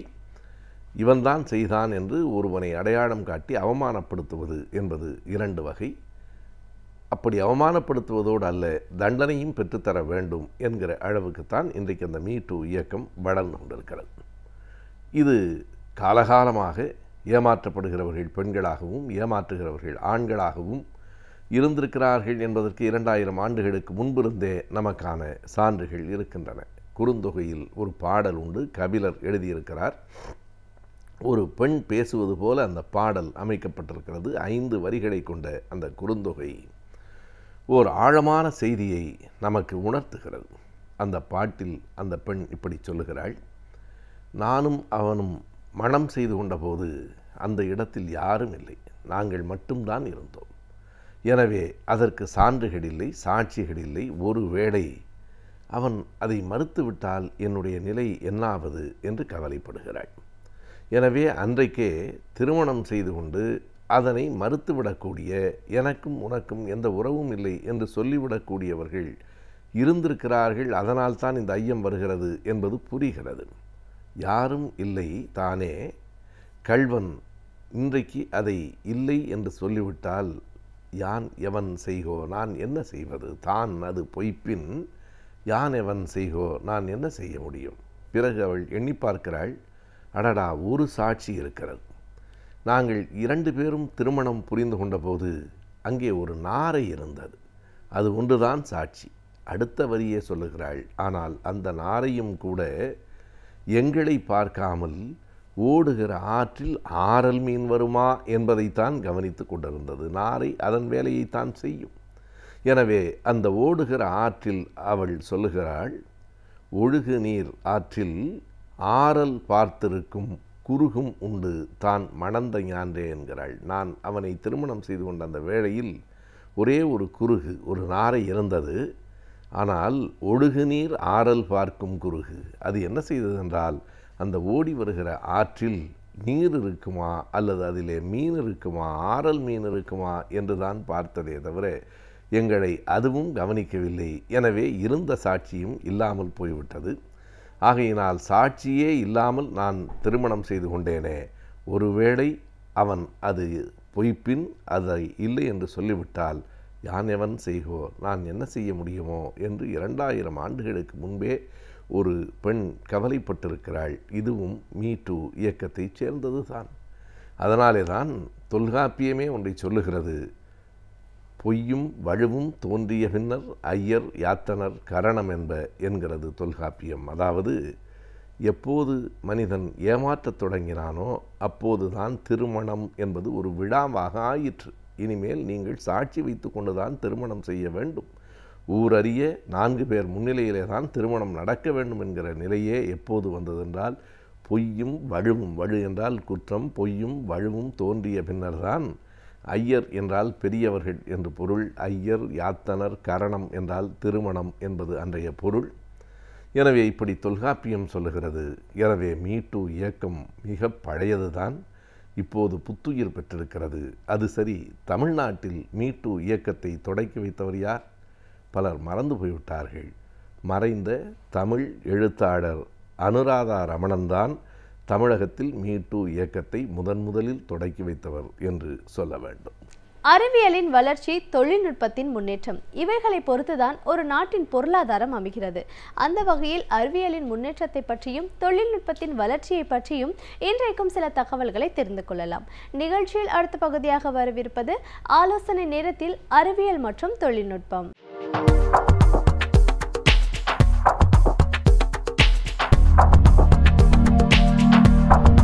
அப்படிங்கிறது இன்டர்நெட் நமக்கு தெரியும். ஆஃப் திங்ஸ் அப்படிங்கிறது பொருள் அப்படின்னு நம்ம சொல்லுவோம் இல்லையா, திங்ஸ்.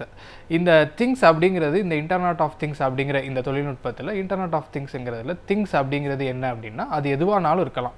அது நம்ம பயன்படுத்தக்கூடிய நம்மளுடைய கணினியாக இருக்கலாம், ஒரு மனிதனாக இருக்கலாம், இல்லை வேறு ஏதேனும் ஒரு பொருளாக இருக்கலாம், ஒரு விலங்காக கூட இருக்கலாம். அப்போது இந்த திங்ஸுங்கிறது இங்கே இதுதான் அப்படின்னு நம்ம வந்து வரையறுக்க முடியாது. எதெல்லாம் ஒரு திங்ஸ், ஒரு பொருள் அப்படின்னு இந்த இன்டர்நெட் ஆஃப் திங்ஸில் வரும் அப்படின்னா, எதுக்கெல்லாம் நம்ம ஒரு ஐபி அட்ரஸ்ன்னு சொல்லக்கூடிய, நமக்கு எல்லாத்துக்கும் இன்றைக்கி தெரிஞ்சிருக்கும் ஐபி அட்ரஸ்ங்கிறது. அந்த அட்ரஸ், ஒரு ஐபி அட்ரஸ் இருந்ததுன்னா அந்த ஐபி அட்ரஸ் மூலமாக நாம் வந்து தகவல்கள், டேட்டா வந்து ட்ரான்ஸ்ஃபர் பண்ணவும் முடியும், ரிசீவ் பண்ணவும் முடியும். இதுதான் ஒரு ஐபி அட்ரஸ் இருக்கக்கூடிய ஒரு எளிமையான ஐபி அட்ரஸுக்கு எளிமையாக விளக்கம் அப்படின்னு நம்ம சொல்லலாம்.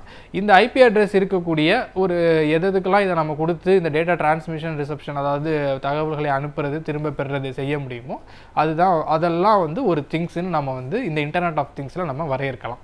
இந்த இன்டர்நெட் ஆஃப் திங்ஸ் அப்படிங்கிறது என்ன அப்படின்னா, நமக்கு இன்றைக்கி தெரியும் உலகம் முழுக்க வந்து எல்லாமே இன்டர்நெட்டின் மூலமாக இயங்கி கொண்டிருக்கிறது.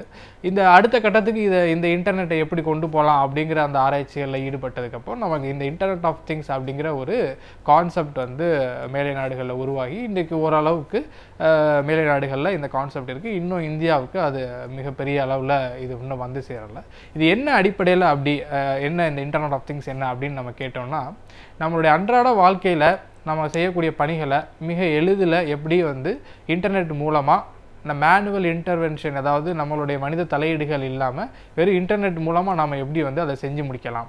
இது வரைக்கும் நம்ம இன்டர்நெட் பயன்படுத்துகிறப்போ நம்ம ஒரு மெயில் அனுப்புவோம், ஏதாவது ஒரு வெப்சைட் பார்ப்போம், வீடியோ பார்ப்போம், பாட்டு கேட்போம், ஏதாவது டவுன்லோட் பண்ணுவோம். இந்த மாதிரி தான் நம்ம பார்த்துருக்குறோம். அப்போ இன்டர்நெட்டை ஃபிசிக்கல் ஒர்க்குக்கும் எப்படி பயன்படுத்தலாம், நம்ம செய்ய வேண்டிய ஃபிசிக்கல் ஒர்க்ஸை இன்டர்நெட் மூலமாக வச்சு நம்ம எப்படி செய்யலாம், எப்படி கண்காணிக்கலாம், வீட்டில் உள்ள மற்ற வேலைகளை எப்படி செய்யலாம், இதெல்லாம் வந்து இன்டர்நெட் மூலமாக எப்படி இந்த பொருட்களை எல்லாம் ஒருங்கிணைச்சு அதை நம்ம கண்ட்ரோல் பண்ணுறது, இதுதான் இன்டர்நெட் ஆஃப் திங்ஸ் அப்படிங்கிறது. இது வீட்டு தேவைக்காக இப்போ நான் சொன்னேன். இதை நம்ம வணிக அளவில் பார்க்குறப்போ மிகப்பெரிய அந்த பெருநிறுவனங்கள்லையும் இந்த இன்டர்நெட் ஆஃப் திங்ஸ் வந்து மிகப்பெரிய நமக்கு வீட்டு அளவில் பயன்படுவதை விட மிக அதிகமாக அந்த நிறுவனங்களுக்கும் பயன்படும். இப்போ இந்த இன்டர்நெட் ஆஃப் திங்ஸ் அப்படிங்கிறது என்னன்னு பார்த்தோம்னா, இது வந்து ஒரு கனெக்டட் சிஸ்டம், அது ஒரு எக்கோ சிஸ்டம்னு நம்ம அதை வந்து சொல்கிறாங்க. ஒரு கனெக்டட் சிஸ்டம், இது எல்லாமே வந்து இன்டர்நெட் மூலமாக கனெக்ட் ஆகிருக்கும் ஒன்று. இப்போ எப்படி கனெக்ட் ஆகும் அப்படின்னா, இப்போ ஒரு எடுத்துக்காட்டுக்கு நான் அதில் ஒரு திங்காக இருக்கலாம், ஒரு மனிதன் அதில் வந்து ஒரு ஒரு பொருளாக இருக்கலாம். இந்த மனிதன் வந்து ஒரு கருவி கூட இன்டராக்ட் பண்ணலாம். இப்போது நான் வந்து வீட்டில் வந்து டிவி ஆன் பண்ணணும் அப்படின்னா நான் என்ன செய்ய முடியும் அப்படின்னா, வீட்டில் போய் நான் வந்து அந்த சுவிட்சை போடணும், ரிமோட்டை வச்சு ஆன் பண்ணணும். அப்படி இல்லாமல் நான் என்ன செய்ய முடியும், நானும் ஒரு ஐபி அட்ரஸ் என்கிட்டே இருக்குது, அந்த டிவிலேயும் ஒரு ஐபி அட்ரஸ் இருக்குது, இது ரெண்டும் கனெக்டடாக இன்டர்நெட் மாதிரி கனெக்டடாக இருக்குது. அப்படிங்கிறப்போ நான் என்ன செய்ய முடியும்னா, நான் எங்கே இருந்தாலும் அந்த டிவியை வந்து எப்படி நம்ம இங்கேருந்து உலகத்தில் இருக்க எந்த நாட்டுக்குனாலும் எங்கேனாலும் நம்மளுடைய மெயில் அனுப்புகிறோமோ, நம்மளுடைய வீடியோ அனுப்புகிறோம், எல்லாமே ஷேர் ஆகுது இல்லையா, அதே மாதிரி எங்கே இருந்தாலும் இன்டர்நெட் மூலமாக நான் என்ன செய்ய முடியும்னா, வீட்டில் இருக்கக்கூடிய என்னுடைய டிவியை ஆப்ரேட் பண்ண முடியும். இது எல்லாம் எப்படின்னா, எனக்கு ஒரு ஐபி அட்ரஸ் இருக்குது, நானும் இன்டர்நெட் கனெக்ஷன் என்கிட்டே இருக்குது, வீட்டில் இருக்கிற டிவிலேயும் இன்டர்நெட் கனெக்ஷன் இருக்குது அப்படின்னா, இந்த கனெக்ஷன்ஸ் மூலமாகவே நான் என்ன செய்ய முடியும்னா, டிவி ஆஃப் பண்ண முடியும், ஆன் பண்ண முடியும், அதை கண்ட்ரோல் பண்ண முடியும், மானிட்டர் பண்ண முடியும். இந்த மாதிரி மற்ற பொருட்கள், உங்களுடைய ஃப்ரிட்ஜு, வாஷிங் மிஷின், இப்போ நீங்கள் எல்லாம் இன்றைக்கு அலுவலகம் போகக்கூடியவர்கள்லாம் இந்த துணி துவைக்கிறது நம்ம எடுத்துக்கிட்டோம்னா, அவங்க வாஷிங் மிஷினில் துணியை போட்டுட்டு அவங்க வந்து அலுவலகத்துக்கு வந்துடலாம். அது முடிஞ்சதுக்கப்புறம் இவங்களாவே அதில் இருக்கக்கூடிய ஆப்ரேஷன்ஸை வந்து அலுவலகத்திலிருந்தே அவங்க வந்து அதை செஞ்சுக்கலாம். அதே மாதிரி சமைக்கிறது, இப்போ உங்களுடைய குழந்தைகள் இருக்காங்க, அவங்க திடீர்னு அவங்களுடைய உடல்நிலை, வெப்பம், இந்த சீரக குறைந்து போகுது, வெப்பம் அதிகமாகுதுன்னா குழந்தைகளுடைய அந்த வெப்பநிலையை கூட நீங்கள் இதில் கண்காணித்து அவங்களுடைய அது வந்து உங்களுக்கு ஒரு அலர்ட் கொடுக்கும். அதாவது நம்ம குழந்தையோட கையிலையோ இல்லை ஏதோ ஒரு சின்ன அந்த வியரபிள்ஸ்னு சொல்லுவாங்க, ஒரு வாட்ச் மாதிரி, ஒரு மோதிரம் மாதிரி ஏதோ ஒரு சின்ன ஒரு டிவைஸ் மாதிரி வச்சுருந்தோம்னா அதுக்குன்னு ஒரு ஃபங்க்ஷன்ஸ் இருக்கும். அது வந்து இப்போ குழந்தையோடைய டெம்பரேச்சரை மானிட்டர் பண்ணோம்னா அது மானிட்டர் பண்ணும். இல்லை குழந்தை ஏதாவது ஒரு அபாயகரமான இடத்துல இருக்குது அப்படின்னா அதை கூட அது வந்து இந்த ஹைட்டில் குழந்தை இருக்குது, இது ஆபத்தான அப்படிங்கிற அந்த இன்ஃபர்மேஷனும் நமக்கு இன்டர்நெட் மூலமாக நமக்கு கிடைக்கும். இதனுடைய பயன்கள் அப்படின்னு நம்ம பார்த்தோம்னா அது பல்வேறு பரிமாணங்களில் அது விரிஞ்சுக்கிட்டே போகும். நம்மளுடைய சொந்த அன்றாட வாழ்க்கைக்கு இது இந்த அளவுக்கு பயன் இருக்கிறப்போ அப்போது நிறுவனங்களில் எந்த அளவுக்கு இதனுடைய பயன் இருக்கும் அப்படிங்கிறத நம்ம வந்து பார்க்கலாம். நீங்கள் ஒரு கட்டத்தில் அலுவலகத்துக்கு கூட நம்ம போக தேவையே இல்லாமல் வீட்டிலேருந்தே கூட நம்ம அந்த பணிகளை, அந்த இயந்திரங்களை இயக்கிறத, அதை மானிட்டர் பண்ணுறது, சூப்பர்வைஸ் பண்ணுற பணிகள் எல்லாம் நம்ம வீட்டிலேருந்தே செய்யக்கூடிய அளவுக்கான வசதிகள் கூட இந்த இன்டர்நெட் ஆஃப் திங்ஸ் மூலமாக நமக்கு கிடைக்கிறதுக்கு நிறைய வாய்ப்பு இருக்குது. இந்த இன்டர்நெட் ஆஃப் திங்ஸில் இதே மாதிரி தான் எல்லாத்துலேயும் இருக்கக்கூடிய அதே அளவுக்கான அந்த ரிஸ்க்கு இந்த இன்டர்நெட் ஆஃப் திங்ஸ்லேயும் இருக்குது. ஏன்னா இந்த இன்டர்நெட் கனெக்டிவிட்டி சில சமயங்களில் ஃபெயில் ஆயிடுச்சு, இல்லை நாம் செய்கிறது தப்பாக ஆயிடுச்சு அப்படிங்கிறப்போ அந்த கண்ட்ரோலபிள் மெஷர்ஸ் எல்லாம் எந்த அளவுக்கு இதில் வந்து ஃபுல் ப்ரூஃபாக இருக்குது அப்படிங்கிறதெல்லாம் நம்ம இன்னும் இந்த துறைகளில் இன்னும் அவங்க ஆய்வு செஞ்சு அப்படி ஒரு இதை கொண்டு வர இன்னும் நிறைய ஆய்வுகள் நடந்துக்கிட்டு இருக்கு. ஆக இந்த செக்யூரிட்டி ஒன்று மிக முக்கியமாக வந்து இதில் ஒரு ரிஸ்க்காகவே இருக்குது. இன்னொன்று இதை யாரும் ஹேக் பண்ணி அவங்க வேறு யாரும் இந்த எப்படி ஐபி அட்ரஸை அவங்கள வந்து ரெப்ளிகேட் பண்ணி அவங்க ஹேக் பண்ணுற மாதிரி பண்ணி அவங்க யாரும் கண்ட்ரோலில் எடுத்துடக்கூடாது. இதெல்லாம் இன்னும் நம்ம இந்த இன்டர்நெட் ஆஃப் திங்ஸை பற்றி பேசுகிறப்போ அதில் இருக்கக்கூடிய அந்த அபாயகரமான விஷயங்களையும் நம்ம சேர்த்து பார்க்க வேண்டியது இருக்குது. ஆனாலும் இது ஒரு குறைந்த அளவான ஒரு அபாயகரம் தான். அதை கூடிய விரைவில் இன்னும் வரக்கூடிய இந்த வளர்ச்சிகளில் இந்த நிறுவனங்கள் செய்யக்கூடிய ஆய்வுகள் மூலமாக அதையும் வந்து அவங்க அதை ரெக்டிஃபை பண்ணிடுவாங்கன்னு நம்ம நம்பலாம். இன்றைக்கி நம்ம அன்றாடம் பயன்படுத்தக்கூடிய இப்போ ஒரு எடுத்துக்காட்டுக்கு நம்ம சொல்லணும்னா இந்த ஸ்பீக்கர்ஸ் எல்லாம் இப்போ கூகுள் ஹோம், கூகுள் அசிஸ்டண்ட் இப்படிங்கிற மாதிரி இந்த ஸ்பீக்கர்ஸ் எல்லாம் வருது. இதெல்லாம் நம்ம வந்து வீட்டில் இருந்து நம்ம நியூஸ் கேட்குறதுக்கு, பாட்டு, ஆடியோ இதெல்லாம் கேட்குறதுக்கு மிக எளிமையாக பயன்படக்கூடிய இந்த டிவைசஸ் எல்லாம் கூட நம்ம இந்த இன்டர்நெட் ஆஃப் திங்ஸ் மூலமாக நம்ம மிக எளிமையாக பயன்படுத்தலாம். இன்னும் நம்ம வந்து மிக விரைவான செய்திகளை இதன் மூலமாக நாம் வந்து பெற முடியும். அதுபோக இந்த இன்டர்நெட் ஆஃப் திங்ஸில் இன்னார் தான் பயன்பெற முடியும் அப்படிங்கிற அந்த எல்லைகள் கூட நமக்கு வந்து இல்லை. அதை நம்ம முன்னாடியே சொன்ன மாதிரி குழந்தைகள், விலங்குகள், வீட்டில் இருக்கக்கூடிய சின்ன சின்ன பொருட்கள் எல்லாத்தையுமே நம்ம இந்த இன்டர்நெட் ஆஃப் திங்ஸ் மூலமாக ஒரு கனெக்டட் சர்வீஸாக நம்ம பயன்படுத்தலாம். அலுவலகங்களில் பார்க்குறப்போ 10 பேர் 15 பேர் வந்து செய்யக்கூடிய அடுத்தடுத்த பணிகளை ஒரே நெட்வொர்க்காக நீங்கள் கனெக்ட் பண்ணிட்டீங்க அப்படின்னா அதை ஒருத்தரே கூட வந்து மானிட்டர் பண்ணிவிட்டு அந்த இன்டர்நெட் மூலமாகவே நம்ம வந்து எல்லா பணிகளையும் கண்காணிக்க முடியும். இன்றைக்கி இன்டர்நெட் ஆஃப் திங்ஸ் அப்படிங்கிறது மேலை நாடுகளில் ஒரு மிகப்பெரிய அளவில் இன்றைக்கி பரவி கொண்டிருக்கக்கூடிய ஒரு மிகப்பெரிய தொழில்நுட்பமாக அமைஞ்சிருக்கு. அது கூடிய விரைவில் இந்தியாவிலையும் நம்ம மாதிரி இந்த மாதிரியான நகரங்கள், சிறுநகரங்கள்லையும் வர்றப்போ அதனுடைய பயன்பாடு மிகப்பெரிய அளவில் நமக்கு உதவியாக இருக்கும். மேலும் இந்த இன்டர்நெட் ஆஃப் திங்ஸில் இன்றைக்கி நடக்கக்கூடிய ஆய்வுகள், நம்ம சொன்ன மாதிரி அந்த ரிஸ்க்கை எப்படி அரெஸ்ட் பண்ணுறது, அந்த செக்யூரிட்டி எப்படி அரெஸ்ட் பண்ணுறது அப்படிங்கிறதுலலாம் இன்றைக்கி நம்மளுடைய இந்திய இளைஞர்கள், இங்கே இருக்கக்கூடிய தொழில்நுட்ப நிறுவனங்களே வந்து அதிக அளவில் இந்த பணிகளை வந்து செஞ்சுக்கிட்டு இருக்கிறாங்க. இன்டர்நெட் ஆஃப் திங்ஸ் அப்படிங்கிறது இன்றைக்கி வந்திருக்கக்கூடிய ஒரு மிகப்பெரிய மனிதகுல சமுதாயத்துக்கு மிகப்பெரிய அளவில் அவங்களுடைய வேலைப்பளுவை குறைத்து வீட்டில் தான் இருக்கணும், அலுவலகத்துக்கு தான் போகணும் அப்படிங்கிற அந்த நிலைமையவே வந்து தலைகீழாக மாற்றக்கூடிய ஒரு மிகப்பெரிய நமக்கு கிடைத்த ஒரு மிகப்பெரிய தொழில்நுட்ப வரம் அப்படியாக தான் நம்ம இந்த இன்டர்நெட் ஆஃப் திங்ஸை நம்ம பார்க்க வேண்டியது இருக்குது. எல்லா தொழில்நுட்பங்களையும் பயன்படுத்துவதன் மூலமாக அதில் வரக்கூடிய அந்த நன்மைகளை, அதில் இருக்கக்கூடிய அந்த தீமைகளையும் சேர்த்து நம்ம பார்க்குறப்போ இதில் நமக்கு நன்மைகள் பெரிய அளவில் இருக்குது. அந்த தீமைகளும் கூடிய சீக்கிரத்தில் அவங்க வந்து நம்மளுடைய அறிஞர்கள், தொழில்நுட்ப வல்லுநர்கள் அதை நிவர்த்தி செஞ்சு மிக விரைவில் இந்த இன்டர்நெட் ஆஃப் திங்ஸ் நம்மை போன்ற சமூகத்திற்கு வந்தால் நம்மளுடைய சமூகங்கள் மிக கூடிய விரைவில் ஒரு வளர்ச்சியை நம்ம வந்து பெற முடியும். மீண்டும் ஒரு நல்ல தலைப்போடு உங்களை சந்திக்கிறேன். நன்றி. நம் சுற்றுச்சூழல் தூய்மையாக இருந்தால்தான் நம்முடைய சமூகம் சிறப்பாக இருக்கும். சுற்றுச்சூழலை எவ்வாறு தூய்மையாக பாதுகாக்கலாம் என்பதை பற்றி இன்றைக்கும் நம்மிடையே பகிர்ந்து கொள்ள வந்திருக்கிறார் டாக்டர் வின்சென்ட் அவர்கள். நிகழ்ச்சியில் நிறைவு பகுதியாக வரவிருப்பது சுற்றுச்சூழல்.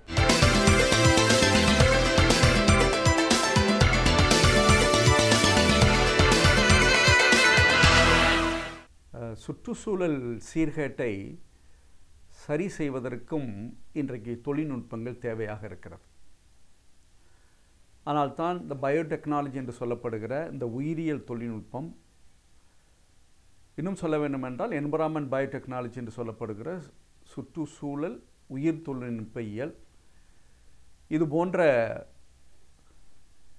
சூழல்கள் நமக்கு அதில் ஏற்பட்டிருக்கிற சீர்கேடை களைவதற்கு இந்த தொழில்நுட்பங்கள் பயன்பட்டு கொண்டிருக்கிறது. ஆனால் தான் அதை பற்றி உள்ள பல ஆராய்ச்சிகள் இன்றைக்கு நடந்து கொண்டு வருகிறது. ஆனால் இன்றைக்கு நம்முடைய சுற்றுச்சூழல், அதுவும் குறிப்பாக நம்முடைய இயற்கை வளங்கள் எந்த அளவிற்கு நமக்கு இருக்கிறது என்பதை சுட்டிக்காட்டுவதற்கும் அதை தெள்ள தெளிவாக நமக்கு காட்டுவதற்கு ஒரு தொழில்நுட்பம் இருக்கிறது. அதை தான் ரிமோட் சென்சிங் என்று சொல்கிறோம். ரிமோட் சென்சிங் என்று சொல்கிற அந்த வார்த்தையிலிருந்தே நமக்கு அர்த்தம் புரிகிறது என்னவென்று கேட்டால், தொலைதூரத்தில் இருக்கின்ற எத்தகைய பொருள்களையும், அதில் குறிப்பாக இயற்கை ஒட்டியுள்ள பொருள்களை நமக்கு துல்லியமாக கொடுக்கின்ற ஒரு தொழில்நுட்பம்தான் ரிமோட் சென்சிங் என்று சொல்லப்படுகிறது. இந்த ரிமோட் சென்சிங் என்று சொல்லப்படுகிற அந்த தொழில்நுட்பத்தில் 2 வகையான முக்கியமான கருவிகள் இருக்கிறது. ஒன்று ஜிபிஎஸ் என்று சொல்கிறோம், குளோபல் பொசிஷனிங் சிஸ்டம். இன்னொன்று ஜிஎஸ் என்று சொல்லப்படுகிற குளோபல் அண்ட் இன்ஃபர்மேஷன் சிஸ்டம் என்று சொல்லப்படுகிற அத்தகைய தொழில்நுட்பங்கள் இந்த ரிமோட் சென்சிங் என்று சொல்லப்படுகிற தொழில்நுட்பத்தை ஒருங்கிணைத்து நம்முடைய வனங்களுடைய தன்மை என்னவாறு இருக்கிறது, அவற்றின் அளவு கூடியிருக்கிறதா அல்லது குறைந்திருக்கிறதா, இன்னும் சொல்ல வேண்டுமென்றால் வனங்களில் இருக்கிற விலங்குகள் எத்தகைய நிலையில் இருக்கிறது, அவை ஏதாவது சவாலை சந்தித்து கொண்டிருக்கிறதா, இது போன்ற விஷயங்களை நமக்கு சொல்லி தருவதனுடைய காரணமாக அதற்கு ஏற்ப உலக நாடுகள் அனைத்துமே திட்டங்களை தீட்டி அவற்றை மேன்மைப்படுத்துவதற்கு முயற்சி செய்து கொண்டிருக்கிறது. ஏனென்றால் அந்த இயற்கை அழிவு என்பது நம்முடைய சூழலுக்கே பெரிய அழிவை தரக்கூடியதாக மாறிவிடும் என்பதற்காகத்தான் இன்றைக்கு இத்தகைய தொழில்நுட்பங்கள் அதிகமாகவே பயன்படுத்தப்பட்டு கொண்டு வருகிறது. ஒரு காலத்தில் நம்முடைய தேசத்தினுடைய வரைபடமோ அல்லது உலக வரைபடமோ எடுத்து பார்த்தால் அவை வரையப்பட்டு கோடுகளாக பிரிக்கப்பட்டு அவை எந்தெந்த நாடுகள் என்பதை சுட்டி காட்டுகிற ஒரு சூழல் இருந்து வந்து கொண்டிருக்கிறது. இன்று வரை நாம் அதை பார்த்து எந்த நாடு எங்கே இருக்கிறது என்பதையெல்லாம் நாம் தெரிந்து கொள்கிறோம். அவை எப்படி வந்தது என்று சற்று ஆராய்ந்து பார்க்கிற பொழுது இந்த ரிமோட் சென்சிங் என்று சொல்லப்படுகிற அந்த தொழில்நுட்பத்தால் உருவானது. ஒரு காலத்தில் ஒரு தேசத்தையோ அல்லது ஒரு நாட்டினுடைய வரைபடம் எவ்வாறு தயாரிக்கப்பட்டது என்றால், நம் சேட்டலைட் என்று சொல்லப்படுகிறோமே, அந்த சேட்டலைட்டிலிருந்து இந்த ரிமோட் சென்சிங் பெறப்பட்ட அத்தகைய வரைபடங்களை வைத்து நாமே அதை தயாரித்து அதை ஒரு காகிதத்தில் எடுத்து அதை மக்களுக்கும் மற்றவர்களுக்கும் சொல்லிக் தரக்கூடிய ஒரு சூழல் இருந்தது. ஆனால் இன்றைக்கு எவ்வாறு மாறி இருக்கிறது என்றால், அத்தகைய வரைபடத்தில் அந்த நாட்டினுடைய இடம், அந்த நாட்டினுடைய வனங்களுடைய தன்மை, எவ்வாறு விலங்குகள் இருக்கிறது, இன்னொன்று அங்கு உள்ள தட்பவெப்ப சூழ்நிலைகள், இவற்றை எல்லாமே இன்னைக்கு கணக்கிட்டு சொல்லுகிற அளவிற்கு இன்னைக்கு இந்த ரிமோட் சென்சிங் என்று சொல்லப்படுகிற அந்த தொழில்நுட்பம் இன்னைக்கு பெரிய உதவியாக இருந்து கொண்டிருக்கிறது. ஆனால் தான் இப்போ வருகிற அந்த மேப் என்று சொல்லப்படுகிற அந்த வரைபடங்கள் அல்லது அவற்றினுடைய வரைபடங்கள் என்பது இன்றைக்கு இமேஜ் என்று சொல்லப்படுகிற அளவிற்கு அது படங்களாக மாற்றப்பட்டதற்கே காரணம் என்னவென்று கேட்டால் இந்த ரிமோட் சென்சிங் என்று சொல்லப்படுகிற தொழில்நுட்பம். இந்த தொழில்நுட்பம் எவ்வாறு பணி செய்கிறது என்பதை வைத்து பார்க்கிற பொழுது அது நமக்கு வியப்பாகத்தான் இருக்கிறது. உதாரணமாக இந்த இடத்தில் இருந்து கொண்டு அமெரிக்காவிலோ இல்லை ஆப்பிரிக்காவிலோ இருக்கக்கூடிய ஒரு வனத்தை பெறக்கூடிய சூழல் இன்றைக்கு நமக்கு இருப்பதற்கு முக்கிய காரணம் நம்முடைய சேட்டலைட். அதாவது இந்த ரிமோட் சென்சிங் பெற வேண்டிய விஷயங்களை சேட்டலைட் மூலமாக சூரிய ஒளியினுடைய சக்தியின் அடிப்படையில் வைத்து எந்த இடத்தில் இருக்கக்கூடிய அனைத்து பொருள்களையும் ஒருங்கிணைத்து அவற்றை படமாக உருவாக்குகிற அந்த சூழல் தான் ரிமோட் சென்சிங் என்று சொல்லப்படும். இன்னும் எளிய முறையில் சொல்ல வேண்டுமென்றால், நம்முடைய முதுமலை எடுத்துக்கொள்வோம்.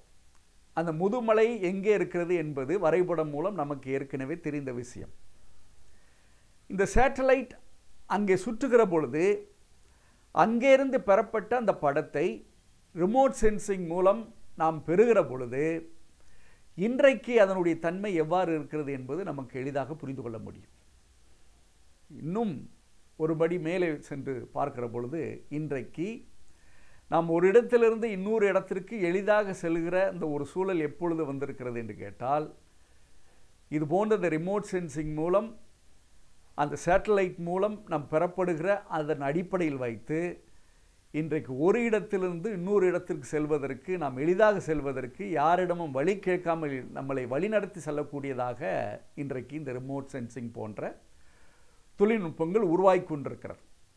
ஆனால் தான் இன்றைக்கு சென்னையிலிருந்து நாம் மதுரை செல்கிறோம் என்றால் அதனுடைய வழியை அழகாக காட்டி கொடுக்கிற அளவிற்கு இன்றைக்கி வாகனங்களில் பொருத்தப்பட்டிருக்கிற இந்த கூகுள் மேப் என்று சொல்கிறார்களே, அது எப்படி வந்தது என்று பார்க்கிற பொழுது இந்த தொழில்நுட்பத்தின் அடிப்படையால் தான். ஆனால்தான் இன்றைக்கு நம்முடைய உலகத்தில் இருக்கிற அனைத்து வனங்களையும் அல்லது நமக்கு நம்முடைய விலங்கு இனங்களையும் தாவரங்களையும் நதிகளையும் கடல்களையும் அழகாக ஆராய்ந்து அதில் இருக்கிற உயிர்களை பற்றியும் நமக்கு இன்றைக்கு தெளிவாக தெரிந்து கொண்டிருப்பதனுடைய காரணமாக எங்கெங்கே சுற்றுச்சூழல் சீர்கேடு ஏற்பட்டிருக்கிறது என்பதையும் சரியாக துல்லியமாக புரிந்து, இன்னும் நான் செல்ல முடியாத இடங்களிலிருந்து கூட நம்முடைய செய்திகளை சேகரித்து இன்றைக்கு உலகம் முழுவதுமே இயற்கைக்கு எதிராக செயல்படுகிற அனைத்து விஷயங்களையும் தடுத்து அவற்றை அழகாக உற்பத்தி செய்கிற உருவாக்குகிற அந்த முயற்சியில் ஈடுபட்டுவதற்கே காரணம் இந்த ரிமோட் சென்சிங் என்று சொல்லப்படுகிற அந்த தொழில்நுட்பம். அதன் அடிப்படையில் தான் இது போன்ற தொழில்நுட்பங்கள் நம் இருக்கிற பொழுது அவற்றை சரியான முறையில் பயன்படுத்தி, ஏனென்றால் இந்த மாதிரி தொழில்நுட்பங்களை நம்முடைய அந்த கம்யூனிகேஷன் சொல்கிறோமே, நம்முடைய அலைபேசி இல்லை தொலைபேசிக்கு அதிகமாக பயன்படுத்துகிறோம். ஆனால் அதையெல்லாம் தாண்டி இது போன்ற இயற்கையை பாதுகாக்க வேண்டிய ஒரு சூழலுக்கு நம்மை இந்த தொழில்நுட்பம் அழைத்து சென்றால் நம்முடைய உலகத்தை எப்பொழுதுமே ஒரு நந்தமனமாக வைத்துக் கொள்வதற்கு அது வாய்ப்பாக அமையும். அதற்கு விஞ்ஞானிகளும், இன்னும் சொல்ல வேண்டுமென்றால் அரசும் இதில் கவனம் செலுத்துகிற பொழுது எங்கெங்கு சுற்றுச்சூழல் மேன்மை அடைய வேண்டுமோ அங்கெல்லாம் அடைய வைப்பதற்கு இந்த தொழில்நுட்பம் பயன்படும்.